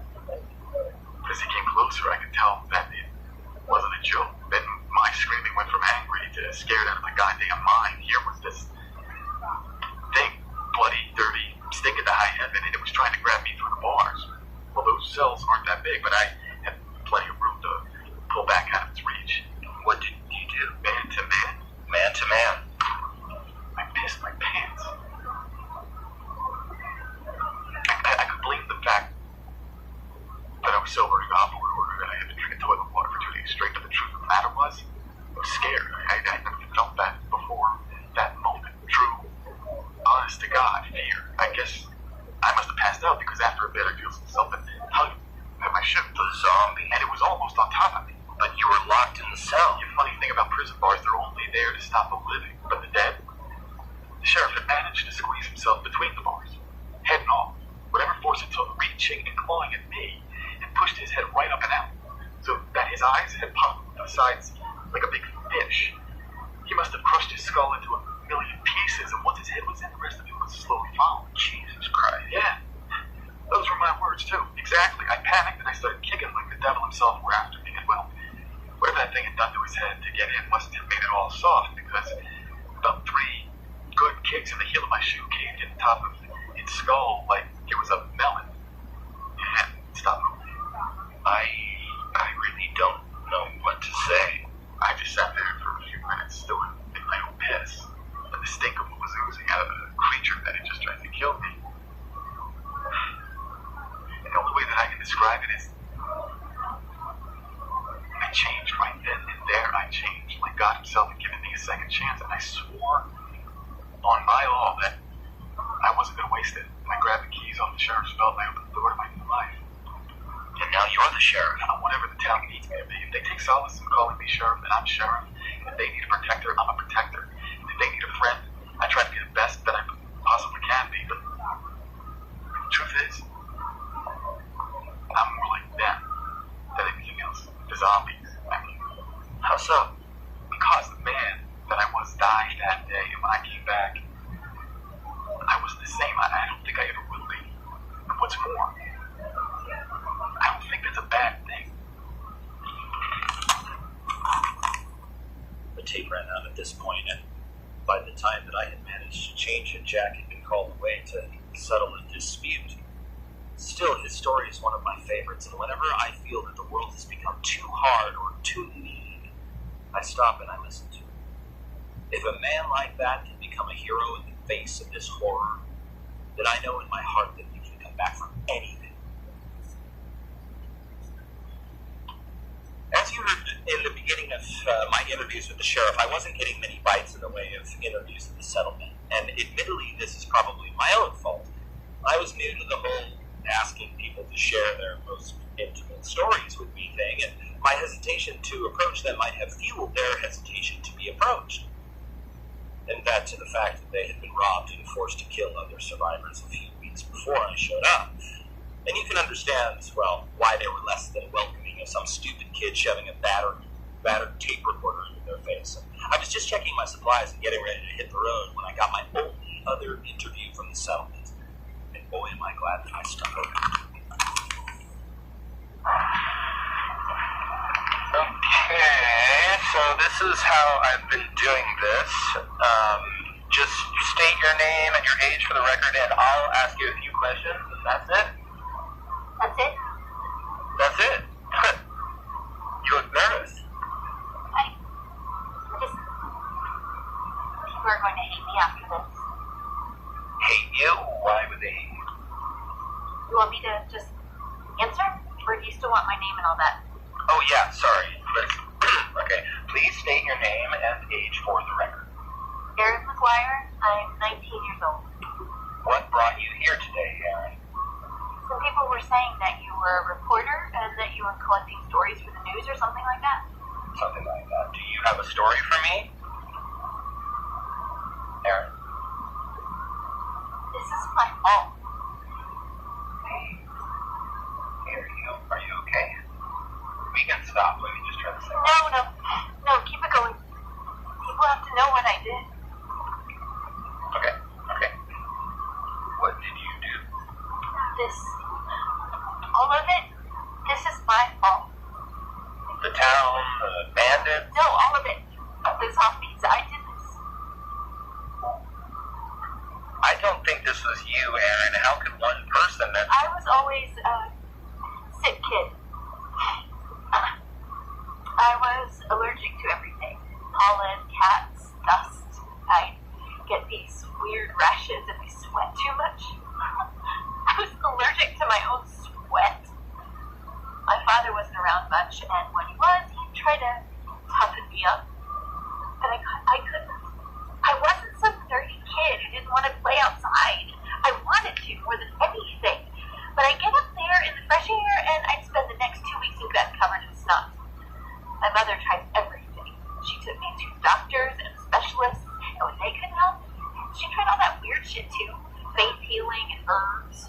People who call themselves Willow Apple Tree or something, waiting to smoke around my bed. But nothing worked.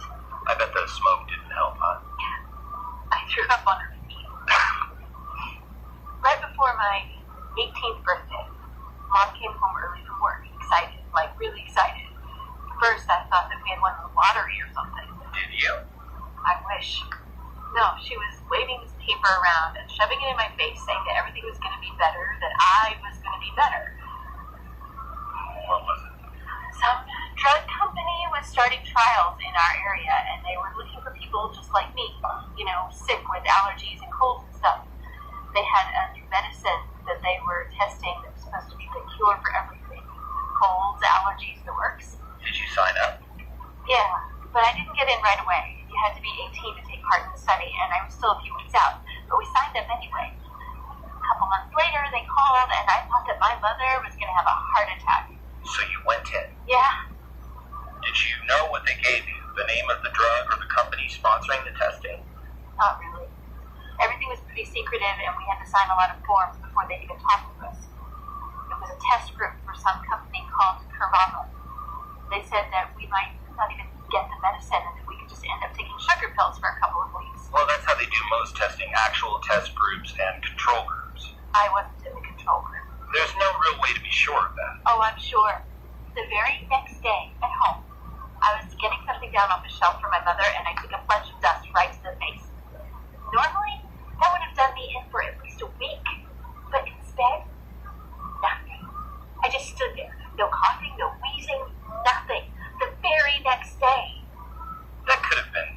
So I went outside. I ran outside, stuck my face right in the grass, and breathed as deep as I could. Nothing. No itching, stuffy nose, just the smell of fresh cut grass. It smelled amazing. So you were cured? Yeah. Everything was just gone. Everything. I threw out my inhaler, stopped taking my antihistamines, and started jogging. Me. Jogging. That sounds amazing, but I don't understand. How are you responsible for all of this? A couple of weeks later, I was coming back from a jog, and I felt great. I was sweating and puffing, but in a good, healthy way. I grabbed a bottle of water and stood there in the kitchen catching my breath when I noticed something on the TV. Something to do with medical testing. signed up with. They were being investigated and all trials were being stopped. Whatever they were giving me that was making me healthy was making other people sick. Sick? How? I don't know. I started looking online, not because I was worried that I'd get sick, but because I didn't want them to take my pills. I was finally healthy. Nothing I found was helpful. It was all redacted or posted in the comments of some conspiracy theory website, but it all said the same thing. What did it say? That Karama was making people sick by making them healthy. That we were spreading something horrible. And then just a few days later, all of this started. And do you think that you're the cause? Not just me, but yeah. If what they were saying on the internet was even a little bit true, then all of this is my fault. Erin, no one knows what really happened. You don't know that some drug trial was the start of all this. You don't even really know that you got the drug. Have you ever heard of the placebo effect? Yeah. Then why do you think that you started this? Because I haven't been sick since. No one has.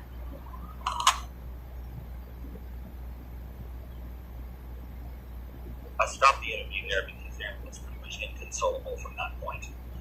She started crying harder and apologizing, and the more that she did, the more I actually started to believe her. I'm not sure how much of what she said was true or how much just the guilty imagination of a scared kid, but looking back on it now, knowing what I know, she was right. I haven't been sick since this all started. None of us have. When I first ran into the group of runners, I didn't know what to expect. I'd love to tell you that the world was full of good Samaritans and helpful people, but I've seen enough bandits and scumbags preying on the weak to be that blind. At first appearance, I had assumed that the runners were part of a club or a gang of some sort. They wore leather jackets, gloves, and being comprised of mostly young, tough-looking men. I prepared myself for the worst, but what I found instead inspired me and keeps me on the road to this very day.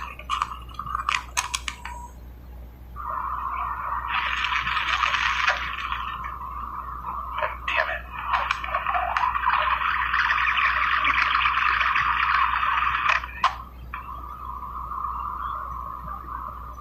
Alright, okay, I think it.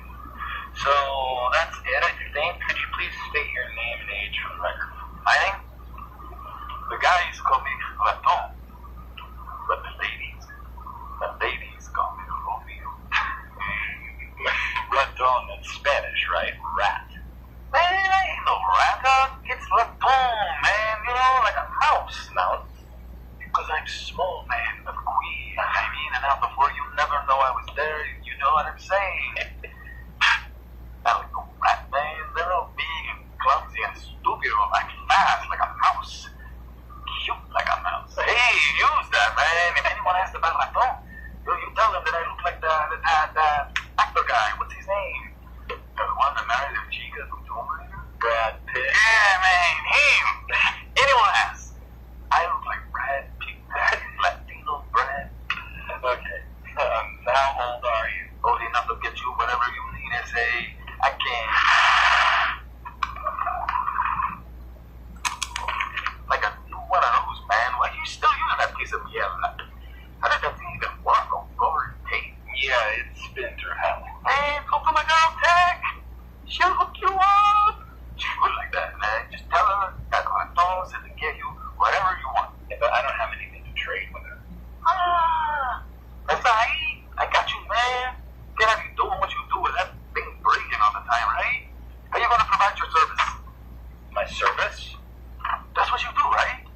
You talk to people, get their stories and stuff. I guess, but I'm not sure that I would call it service. Man, you don't even know. Look at you, walking around up there alone. And for what? So you can tell people how it is. Or get stories, or, get them talking, get their mind about all that it is. That's a service, man. You're one of us. Hey, you're a runner with, like, words. A runner? Is that what you are? Oh, yeah, man. All of us. We're runners, man. That's what we do. You only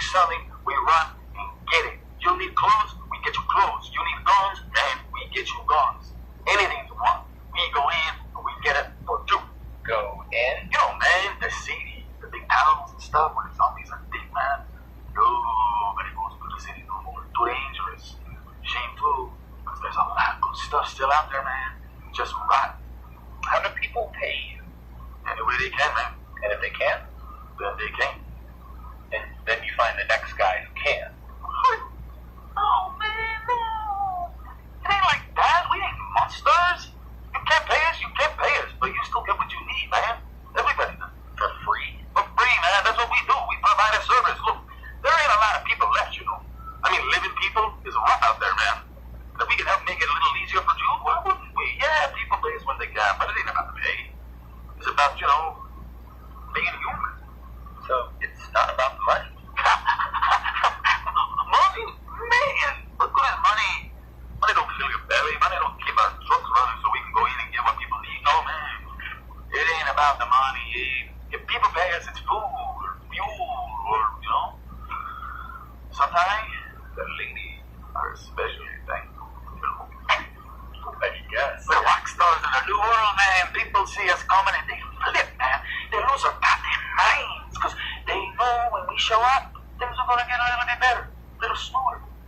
So the cities, are they as bad as everyone says? Oh, worse, man, worse. Imagine as many zombies as you can. Imagine as many that can fit into your brain, man. Imagine that. If they times it by like 1 million, that's the cities. How do you do it? Quickly, that's how. We are in and we are out, man. We do not hang around. Bam, we're in. Bam, we pop a couple of babies down the street. Bam, we get what we went in for and we leave. Those things can stick around, man. We don't doubt it. Whoa, babies. Man, you should see your face, Jefe. Oh, Blanco. Man, you are white. Like white. I'm not sure I understand. I don't mean real babies, man. I mean, okay, well, we hit up this school, right? Figured it'd be a good place for like books and paper and stuff like that. You'd be surprised how many people want books now that there ain't no TVs or computers or no more. So we hit up this school and we find like babies. Tons of them. You know, the kind that you used to get in like health class to teach you not to have sex or something. Jesus, okay, yeah, I'm following you now. Anyways, Trip over there. We call him Trip because he trips over one of these babies and just starts crying loud. We don't need that, man. Not when we're like trying to be all discreet and whatnot, get in and get out. So Trip panics. He throws it out the window and 10 seconds later, 20 seconds tops, there's like 100 zombies down there on this thing and they're just going loco, tearing at it and at each other, cleaned out the whole school. Because of the dog? No, man, because of the way they cried. I don't know what it is. I ain't no science guy or anything, but there's just something about a baby crying that really works them up, gets them going. It took us a while to figure it out, but once we did, Ted beefed them up a bit, made them even louder, and now, when we find a place we want it, we just throw a baby a couple of streets away, wait a minute, go in, and everything is just empty, bang, amazing. Want to use something really messed up? Yeah. Okay, like a month ago in this little town, like a settlement, helping out like we do. And they were good people and everything. But then what they did, they had babies there, man, like real ones.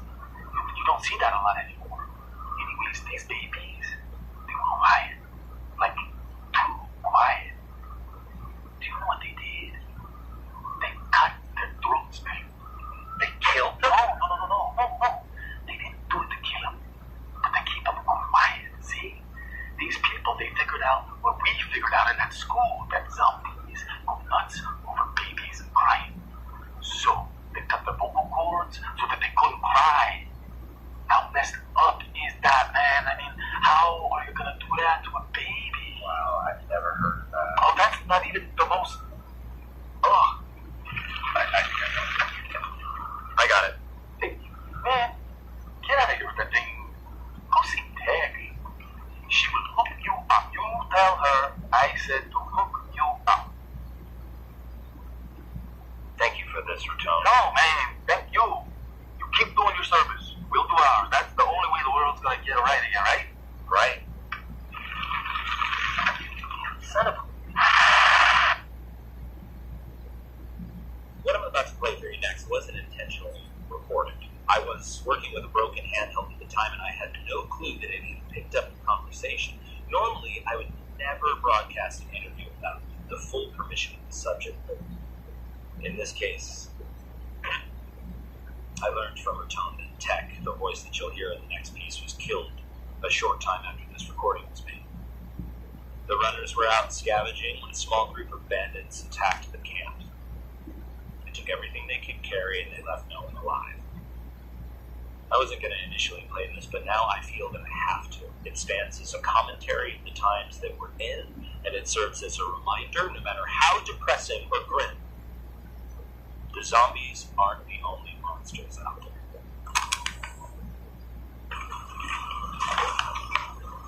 Hey! Hey. You Tech? Yeah, who are you? Dave. Raton said to come and see you. You the reporter? Is that what they're calling me? Yeah, they're big on nicknames here. I picked up on that. What did you need? I don't suppose that you have any digital recorders or batteries laying around. Wow. Beat someone to death with this thing? You served me well. Be nice. I don't have anything that still uses tape, but I got a few recorders. Take what you want. As for batteries, I have some, but you should take this with you. Camping charger. You have to wind it forever, but it should keep you from running out of chips. Take these rechargeable too. They'll last longer than the normal ones. Wow, thank you. You guys really do have everything. Who need it, they get it. That's what they say. So you're not a runner? Me? Hell no, I'm just a tech. Personally, I think they're stupid as hell for going into the cities for this stuff, but hey, who am I to judge, you know? Everyone needs a purpose, I guess. And if that's what keeps them going, all the power to them. And your purpose is tech? Yeah, that's how I got the name. They'd dump out the hall and start sorting it. If they found any electronics, you know, phones, iPods, that sort of deal, they'd yell out tech, and I'd come and grab it. Pretty soon everyone stopped calling me Rhonda and just called me Tech. Raton said that you fixed up the babies. Yeah, you want to see one? Sure. That's a baby. It looks more like a disco ball. Zombies don't care what it looks like. It's the crying that breaks them. At first they just throw out the dolls, but they get beaten up quick. Now, speaker, remote control, and a nice round metal cage. Zombie runs up on it, kicks it, and chases it down the street. We haven't used the actual dolls in forever. You made this? Yeah. Back in the day, I worked for an electronics store. I was the kid who was always taking things apart to see how they worked. I had a PS4 before Sony finished the PS3. Now I make those things. Fix walkie-talkies, rig up lights, anything to keep us out of the Stone Age. That's pretty useful. No. But for how much longer? Eventually all this stuff is going to stop working. When that happens, I'll have to go out there with them. I like the camp. Nothing bad happens here. But out there, they lose guys all the time. What about zombies? Here? No way. We'd see them coming. And even if we didn't, we'd just climb up on top of the camper and wait for the other guys to come back.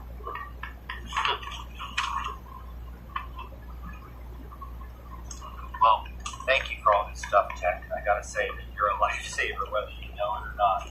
Yeah, no problem. Good luck on your reporting. I hope you figure this whole mess out. Do you mind if I keep the old recorder? It has all my stuff with Garcelle. No, keep it. I've got dozens. Well, thanks again. Stay safe. In Nashville, I came across a decked-out luxury camper. Oh, man. There was a guy driving it who was really trying to make the best out of a bad situation. He had been driving from town to town, leaving every bank and jewelry store that he came across, and had amassed a hoard of riches large enough to put every pirate from history to shame. To this day, I have never seen that much cash or jewelry in one place. Thanks again for the ride and agreeing to do this. So you think this is going to make you famous? Well, I'm not really looking for fame. I'm just trying to make a record of what happened for future generations. I'm going to be rich and famous. Just watch. I mean, I've already got the rich part down right.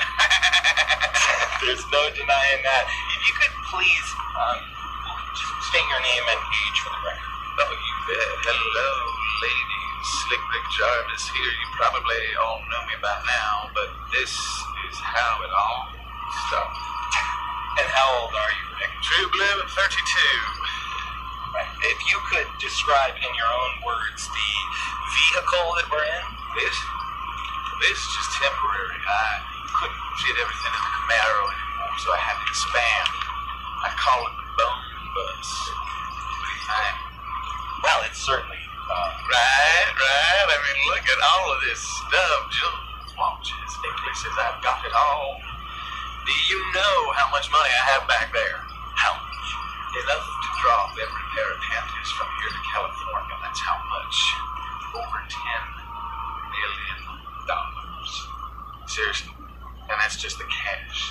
I've got so much money that I had to stop taking anything smaller than a 50 because I ran out of room.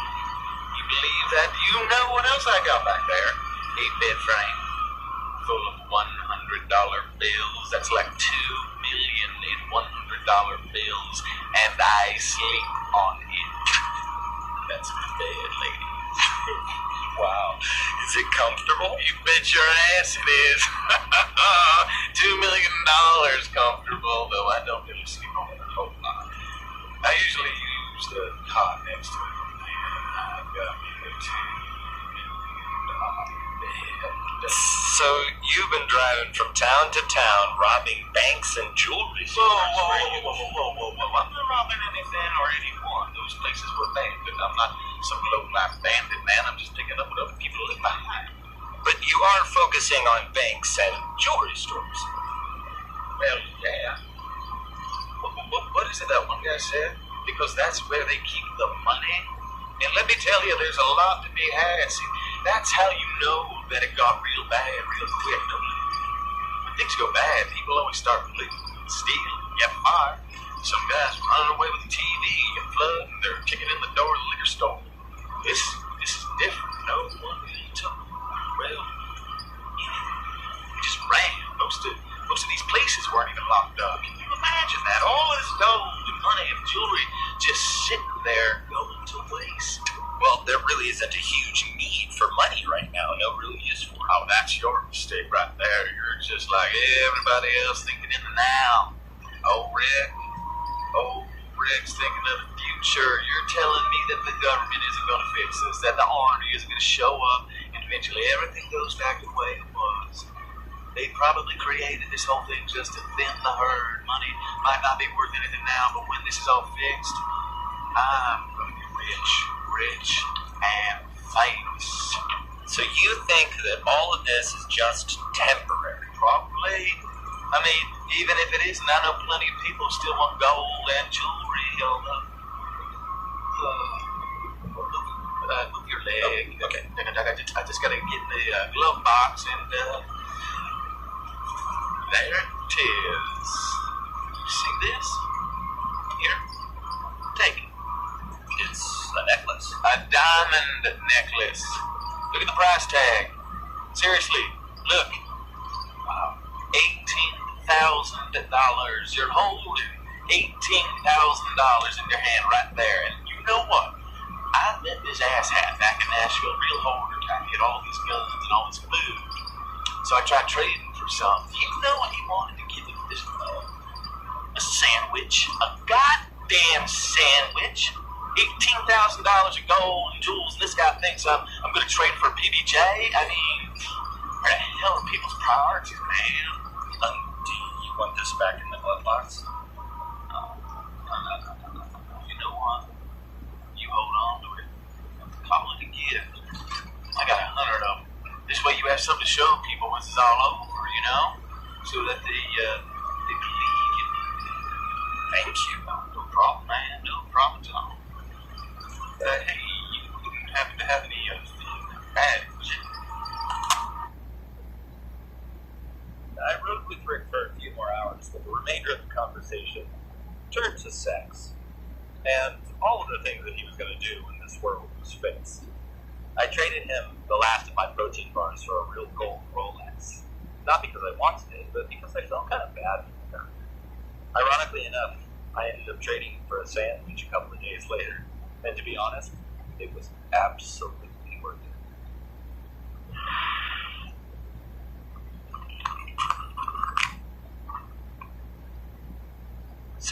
still listening, congratulations.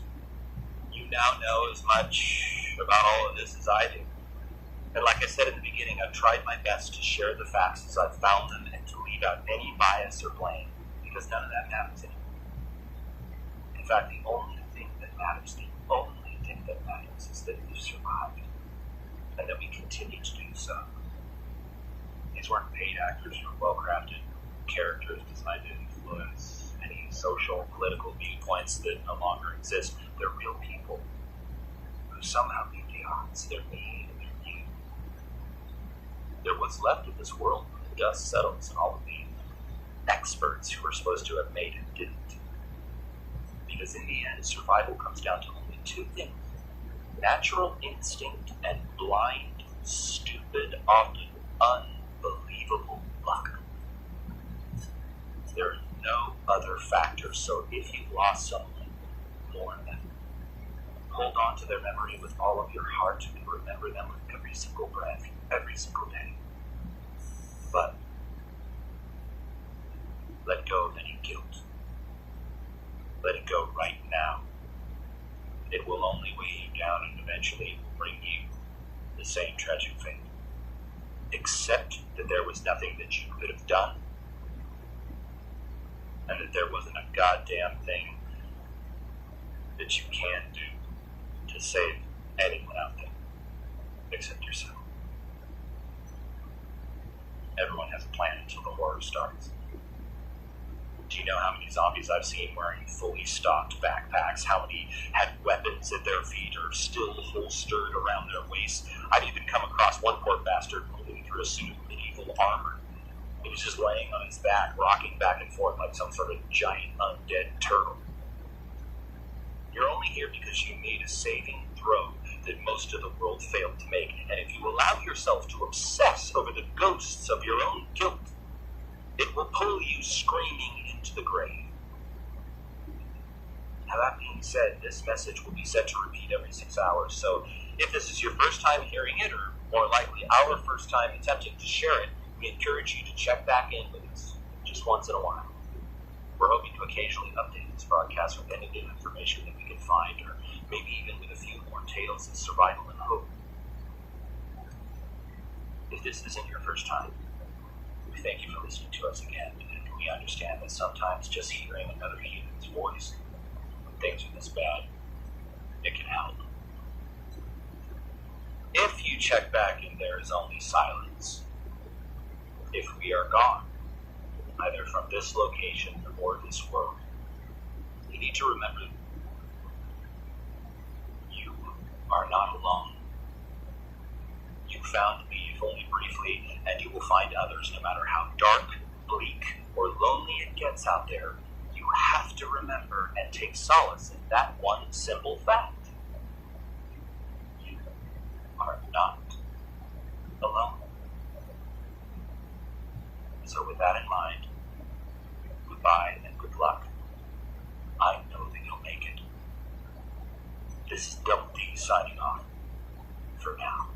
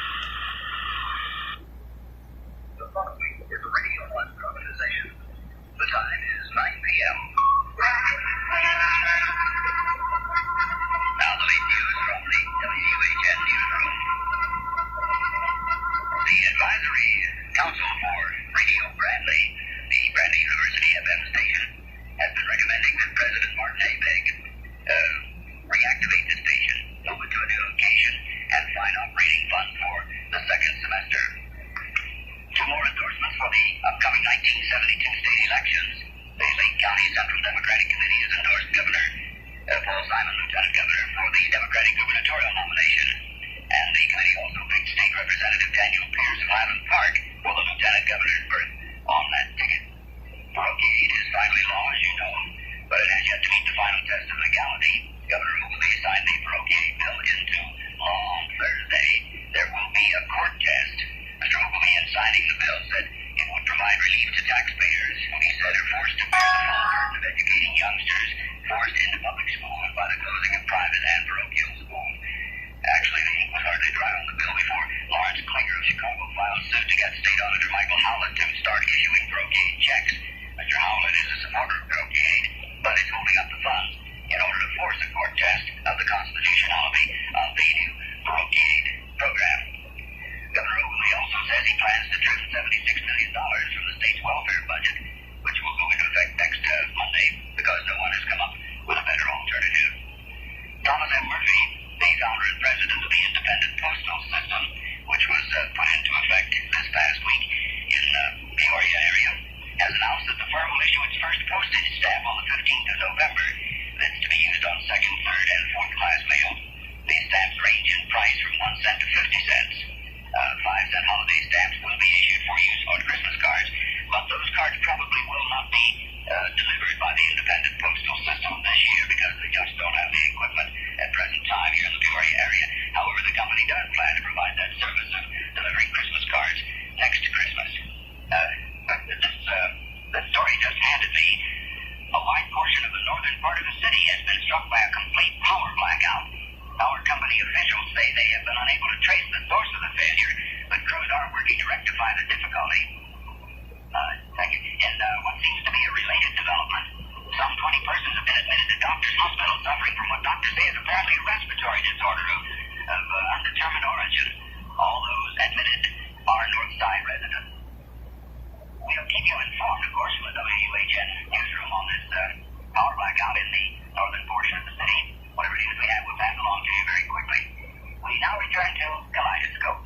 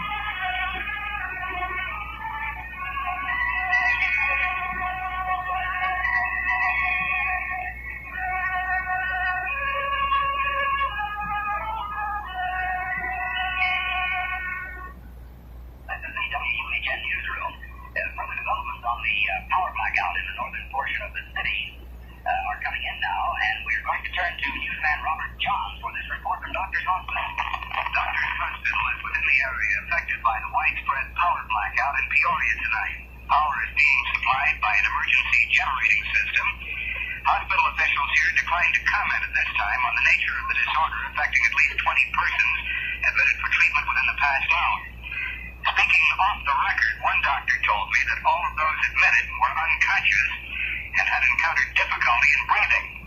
There is speculation that the infection may be bacterial in origin, or possibly the result of food poisoning. The driver for the Pace Ambulance Company told me that he had responded to emergency calls from several households and one restaurant within the power blackout area. At this time, there is little... Just a moment. All of the lights are just no longer at Doctor's Hospital, and they... truly feel that it's working slightly. There is a loud humming sound, and I can feel vibration. It's difficult at this time to say exactly what might be... Robert John was the latest report we have on the blackout north of the city, and in the northern portion of the city, too. A spokesman for the Peoria Electric Company says nearly all of the city is now without any electric service whatsoever. Milton Kramer says transformers at a power substation near the waterworks shorted out in a violent, fiery explosion. About 40 minutes ago, city police report power lines fell on 2 automobiles in the 100 block of War Memorial Drive, and at least 2 persons were reportedly electrocuted. Motorists urged to avoid War Memorial Drive in the area there at the foot of McCluggage Bridge. That's the latest we have on the situation. I'll keep you informed, of course. Stay tuned to this station. We return to music now on Kaleidoscope.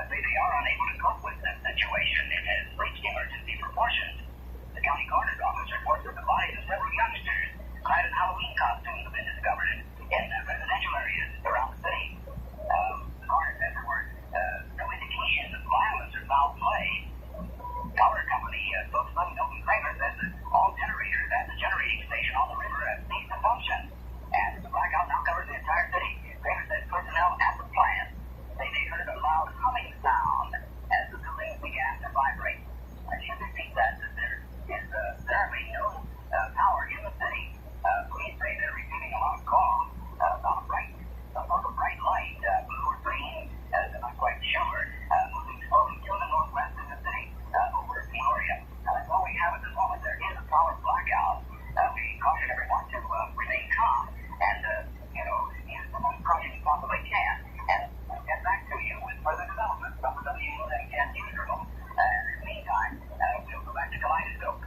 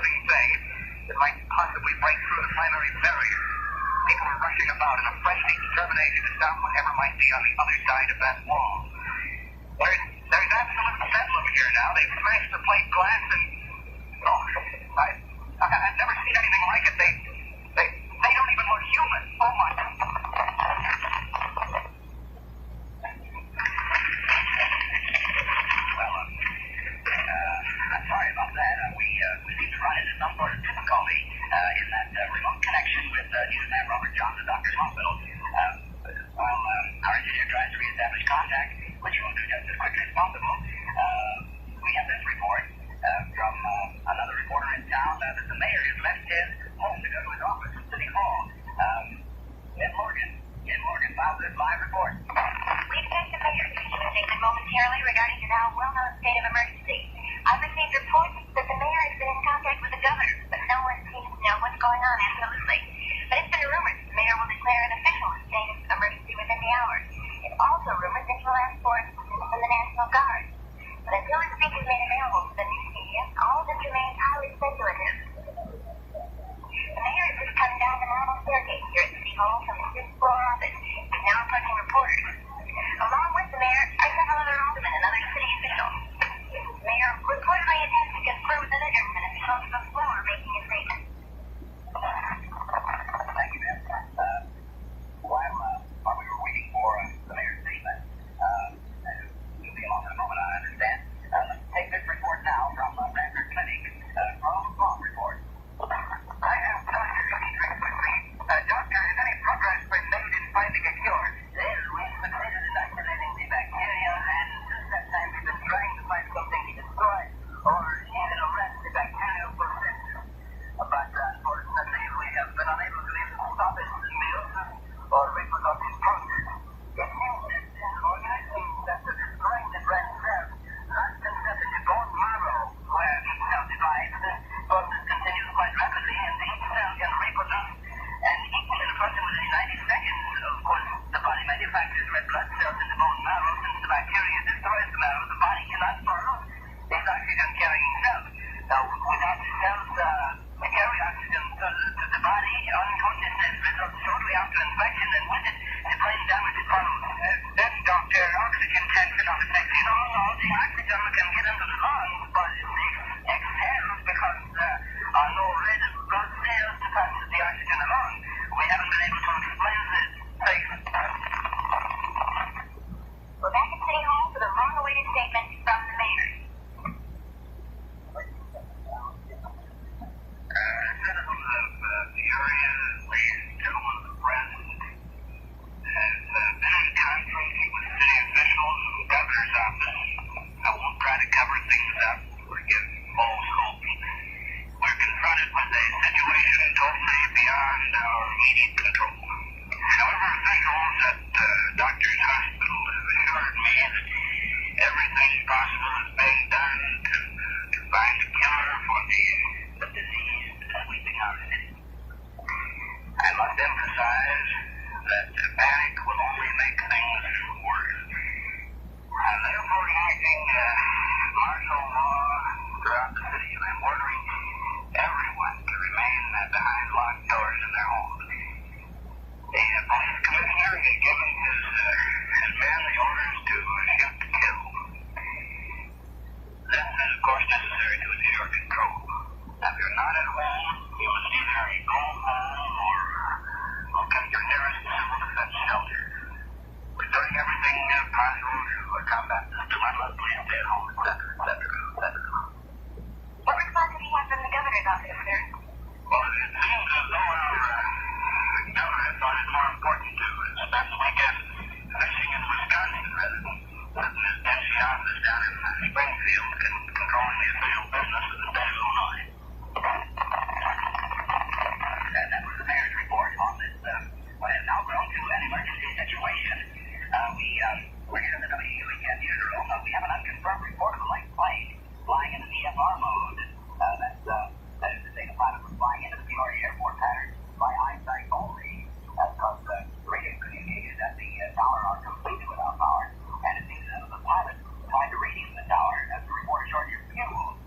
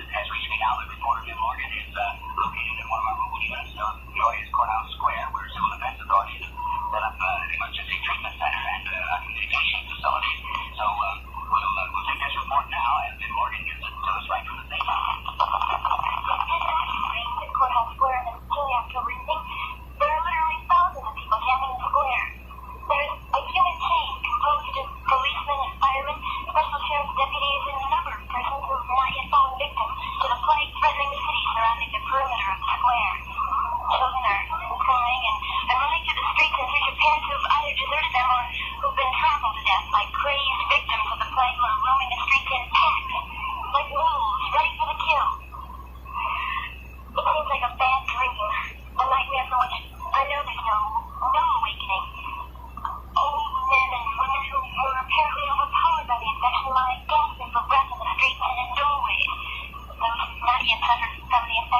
strange bacterial infection are, for the most part, panic-stricken and are huddled for warmth in small groups within a small area which has been secured.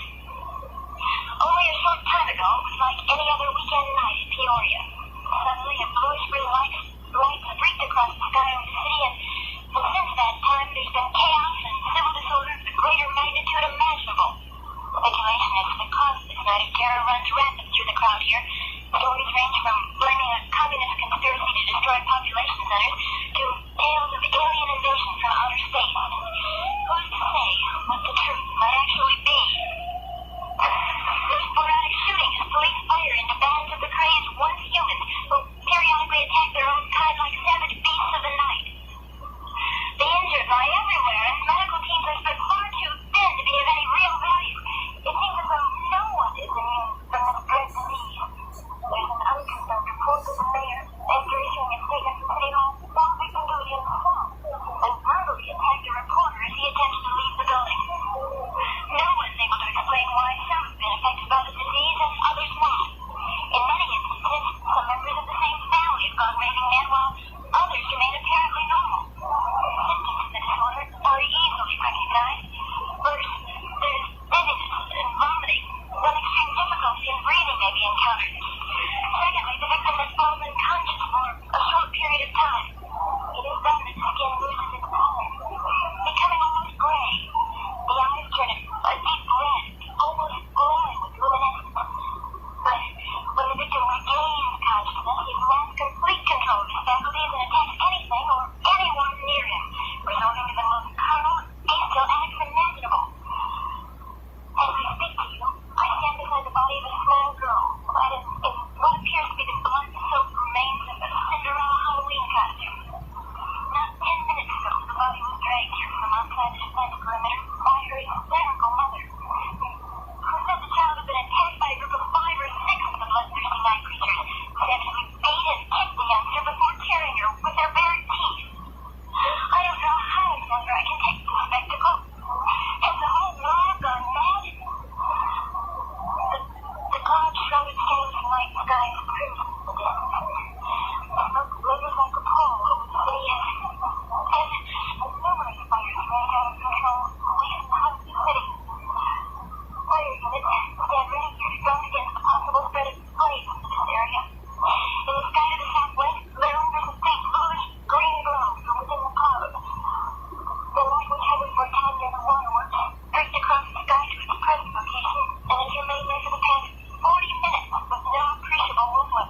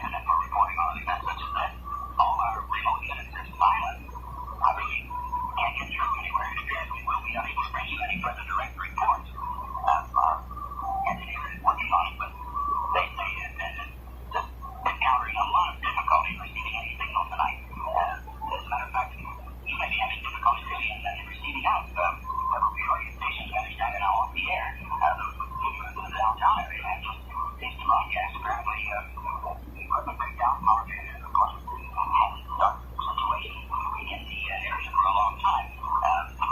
Absolute bedlam reigns in the Midwestern city where friends become the bitterest of enemies in the wake of this insane confusion that has been brought on by, I guess, alien invaders from our studios. Now, understand we're outside the city. It's difficult to assess the situation at this time. Our reporting facilities are broken down. There's no way of knowing. Officials at a downtown hospital have earlier confirmed that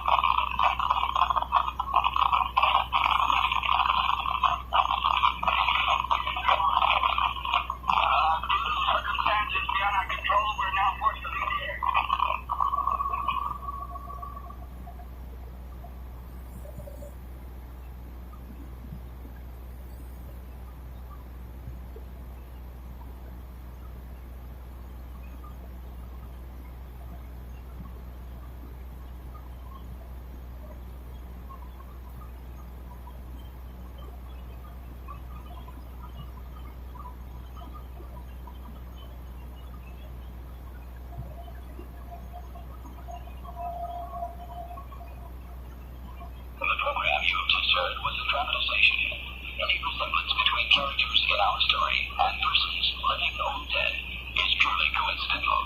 This is WUHN FM PRNOI, Radio 1.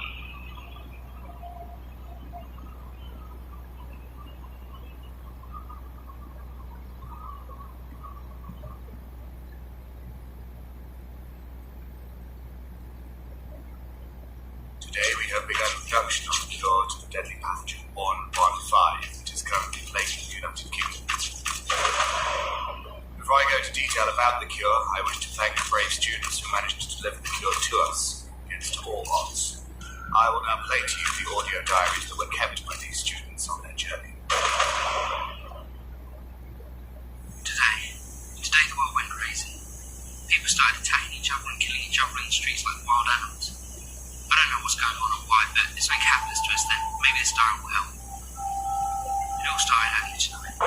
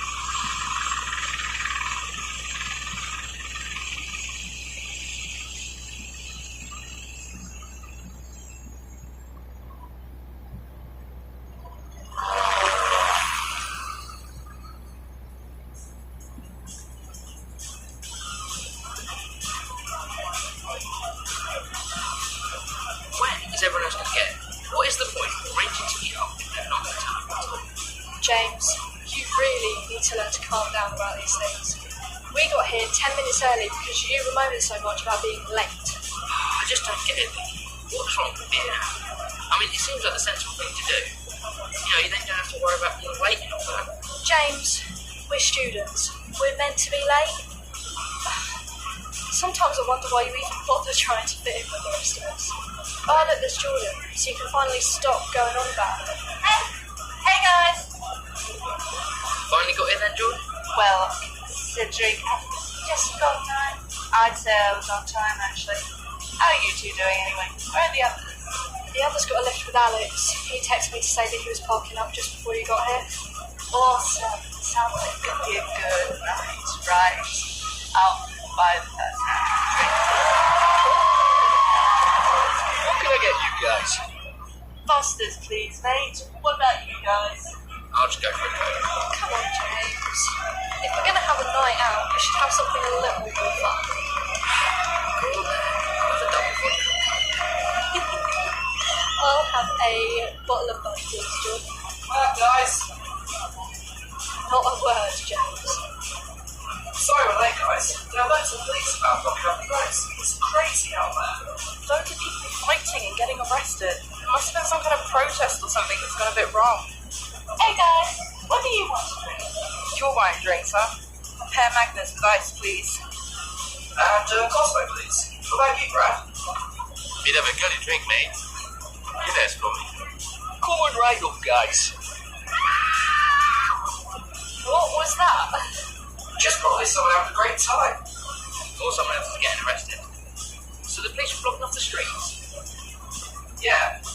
Maybe it'll be on the news later. Arrogance, though. People were literally making a chance out of each other. Sounds like a video game. Anyways. There you go, guys. Enjoy. Cheers, mate. Here's the 20. Keep the change. Let's get this party started. Yes, let's get some shots. Steady on, you got me that drink already. What's up? You alright? Yeah, thanks. We've got a live band for you guys tonight. Give it up for Splex and the Effects. Hey guys, we're Splex and the Effects. This is our latest single, Black Fairy Tale.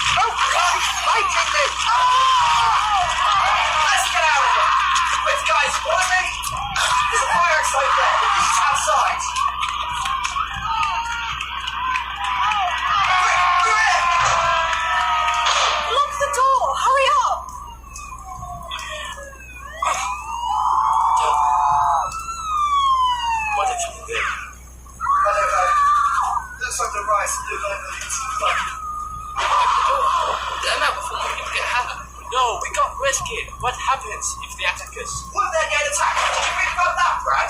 What if they need our help? Is anyone there? James! Get back from the door! We need to leave, now! Alex, I won't leave until... What the hell is that? Come on, we need to go! Alex, come on, up there, go!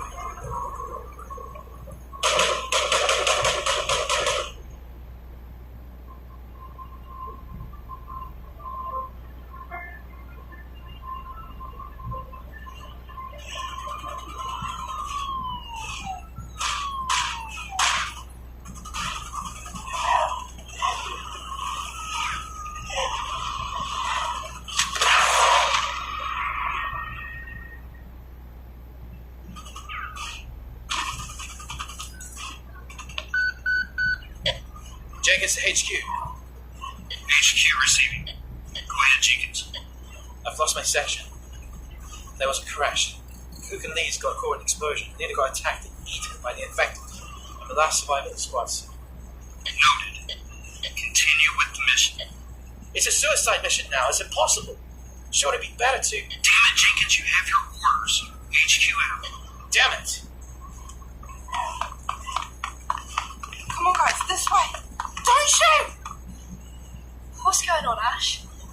Whoa! Stop.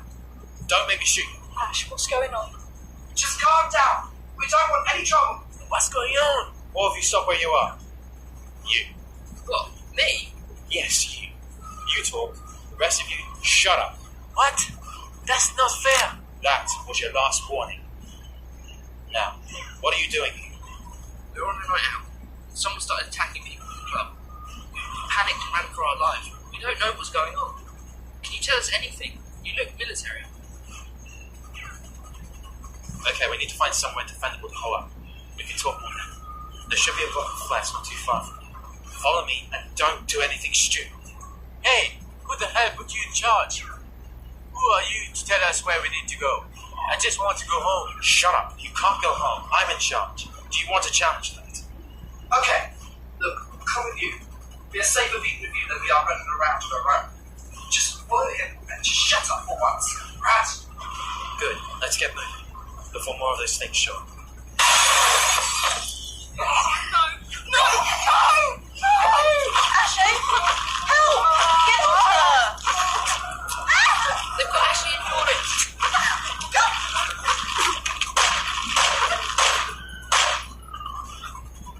Ashley, Jordan, are you okay? Talk to me.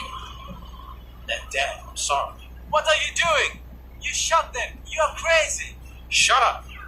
Look, I'll explain when we get to safety, but trust me, it had to be done. Please move. There could be more crazy people around. No, he shot them. We don't have time for this. Stay here, die, or come with me. James, this guy might be crazy, but he's the only one with a gun. We need him to get us out of here. James, he's right.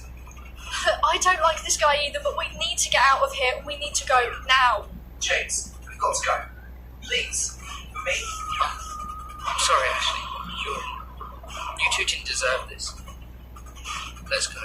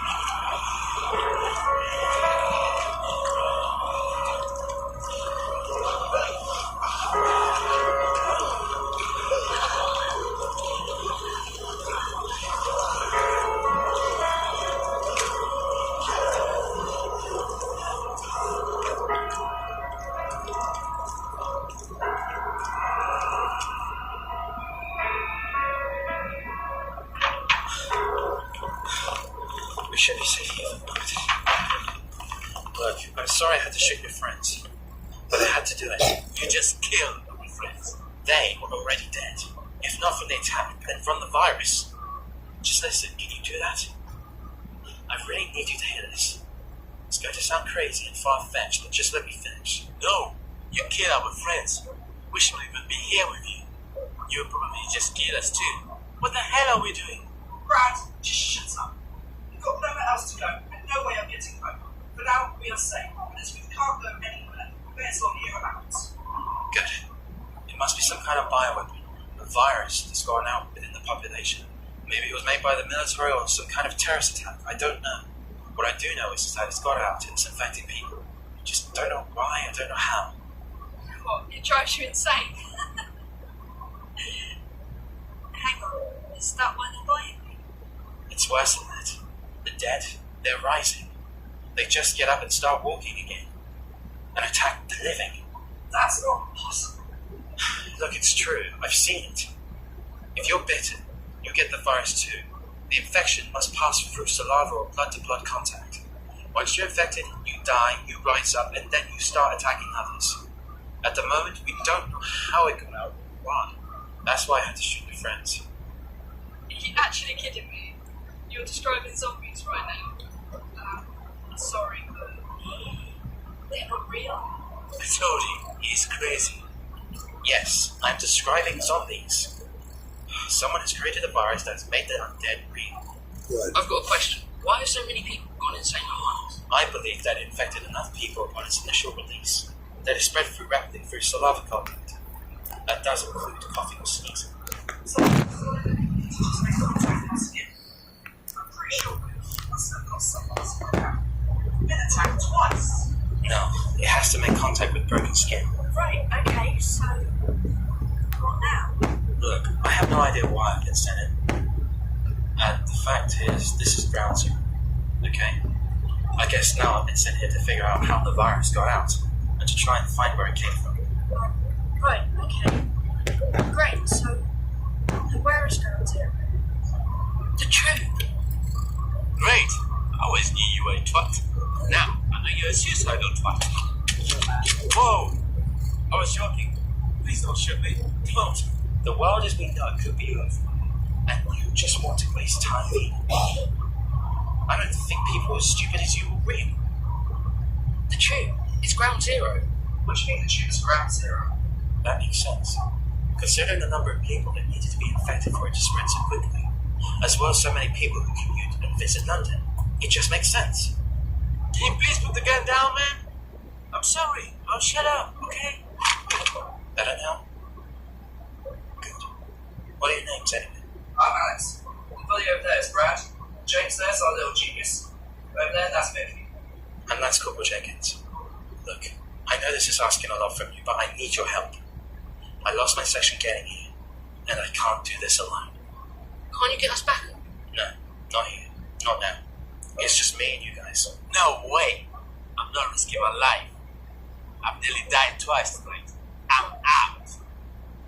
Right, I'm in. You're just as crazy as he is. Excuse me? No, I am not. We are safe here, you idiot. Why the hell should we go back out there? Why should I risk my life again? Give me one good reason why. Ashley and Jordan are dead. Okay, who knows how many others have died tonight, Brad? I am not walking away from this. I've played enough of the video games and I've seen all of the films to know walking away from this is not going to help. Are you insane? It's going to get us all killed. What good will that do? I'm staying too, Brad. I can't walk away from this. Listen, we are students. We get drunk, sleepy, barely make deadlines. What good are we going to be? That's exactly the point, Brad. We achieve barely anything. And if we walk away and die, what will we have done? Nothing. I'd rather fight to save as many people as I can and die knowing I tried when it counted. Look, I agree with Alex, okay? What do you think, James? I can't believe this. You're stupid. We all know what James is going to do anyway. He's not going to leave Alex. Is he? Okay, Brad. Seriously, shut up! James? I'll stick around too. I'm not staying here with Brad. So I can count on all of you. Apart from Brad. He's got places to be for the sounds of it. What's the point? I won't survive on my own. I might as well stick around. At least if anything happens, I'm a little less likely to die first. Brad, you are such a selfish... Ashley and Jordan have already died, so don't you dare say anything like that again. I want to survive. And if it comes down to it, I'll push any of you in the way if it means I will leave. Get over yourselves. You will all do the same. At least we'll die doing the right thing. I never thought I'd ever be in this position. But I'll do everything I can to make sure that we all survive this. We need to secure this place for the night, so we can get some sleep. Find whatever you can to block the doors and windows. Leave the window that is overlooking the alleyway clear though. We may need it for a quick exit. Once we're done, I'll take the first watch. I'll wake someone else up for the next watch. Yeah, let's have a guess who that would be. You know what, Brad? I'll wake you up first, and then you can wake up Alex 3 hours after your shift, okay? Oh, come on, seriously? I'll take the watch after you, Jenkins. Right, let's finish up and get this place defended. Let's move it, people. Let's move like we've got purpose.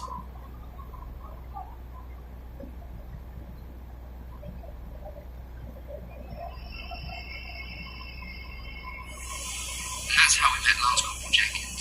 He ran a tight ship, but he kept us all alive. We know it will take a while to search Ground Zero, but we don't know what we're going to find.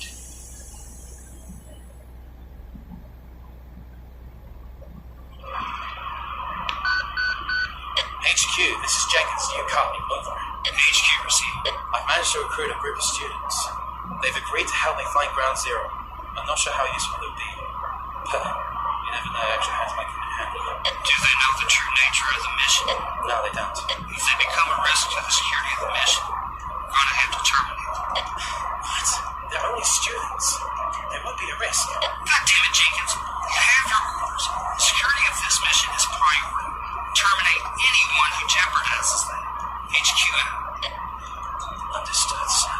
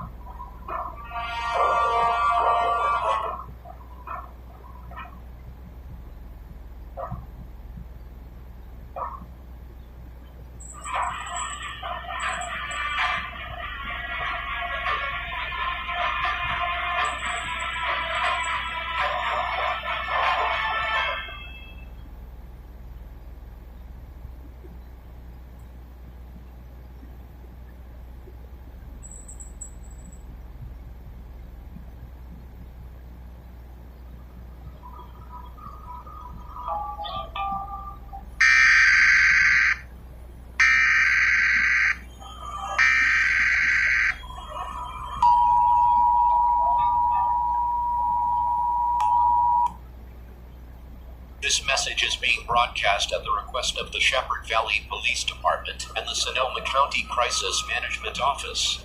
This is not a test. As of 8:46 p.m. yesterday Central Standard Time, local authorities have been responding to a rapidly growing civil disturbance in the Shepherd Valley and Sonoma County areas. It is believed that a local viral outbreak has mutated into a highly infectious strain, presenting with symptoms of erratic and uncharacteristically violent behavior. For your safety and the safety of others, please refrain from venturing outdoors at this time. If you are currently indoors, stay indoors. If you are outdoors, please make your way home or seek shelter at a friend's home immediately. There is no need to panic or act dangerously. Lock doors and windows, and do not respond to strange noises or knocks. Do not call 911 for information, or if you are not experiencing a life-threatening emergency at this time. It is essential that communication lines remain open for serious emergencies. If you see someone behaving strangely, or you or a loved one experience a sudden onset of nausea, please dial 911 immediately. If you come in contact with law enforcement or National Guard personnel, remain calm and follow their instructions. Stay close to a television, radio, or another device that can receive emergency notifications. Periodic updates will follow.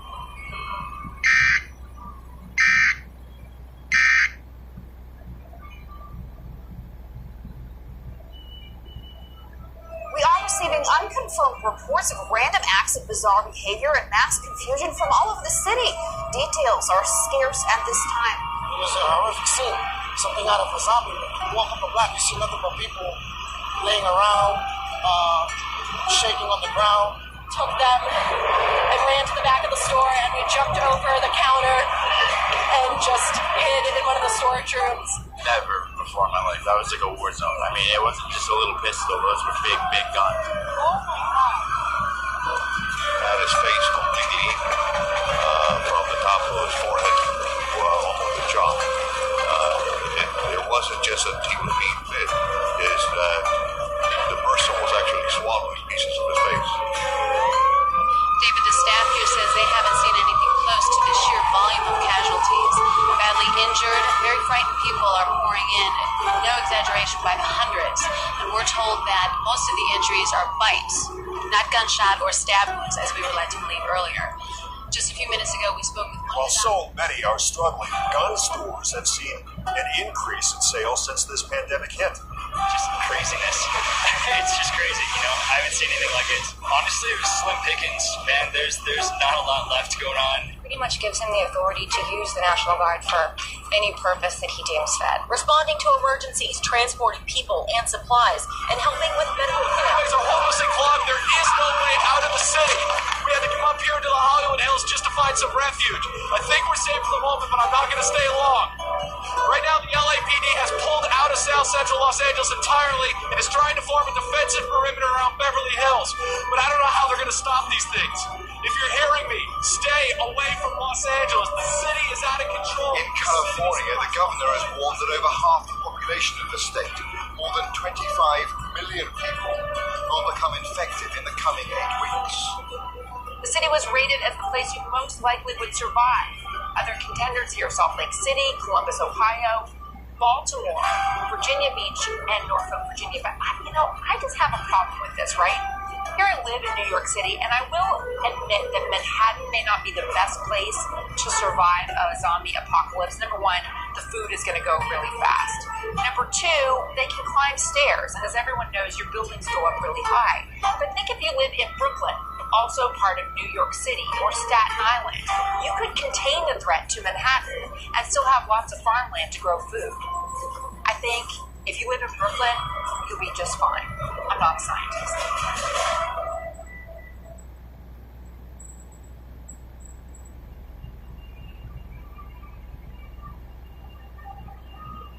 If anyone out there is still watching, you need to get to the quarantine zone immediately. This is a photo a viewer just sent to us, taken right on Central downtown. I'm the last person here at the station and not sure how much longer we'll be here.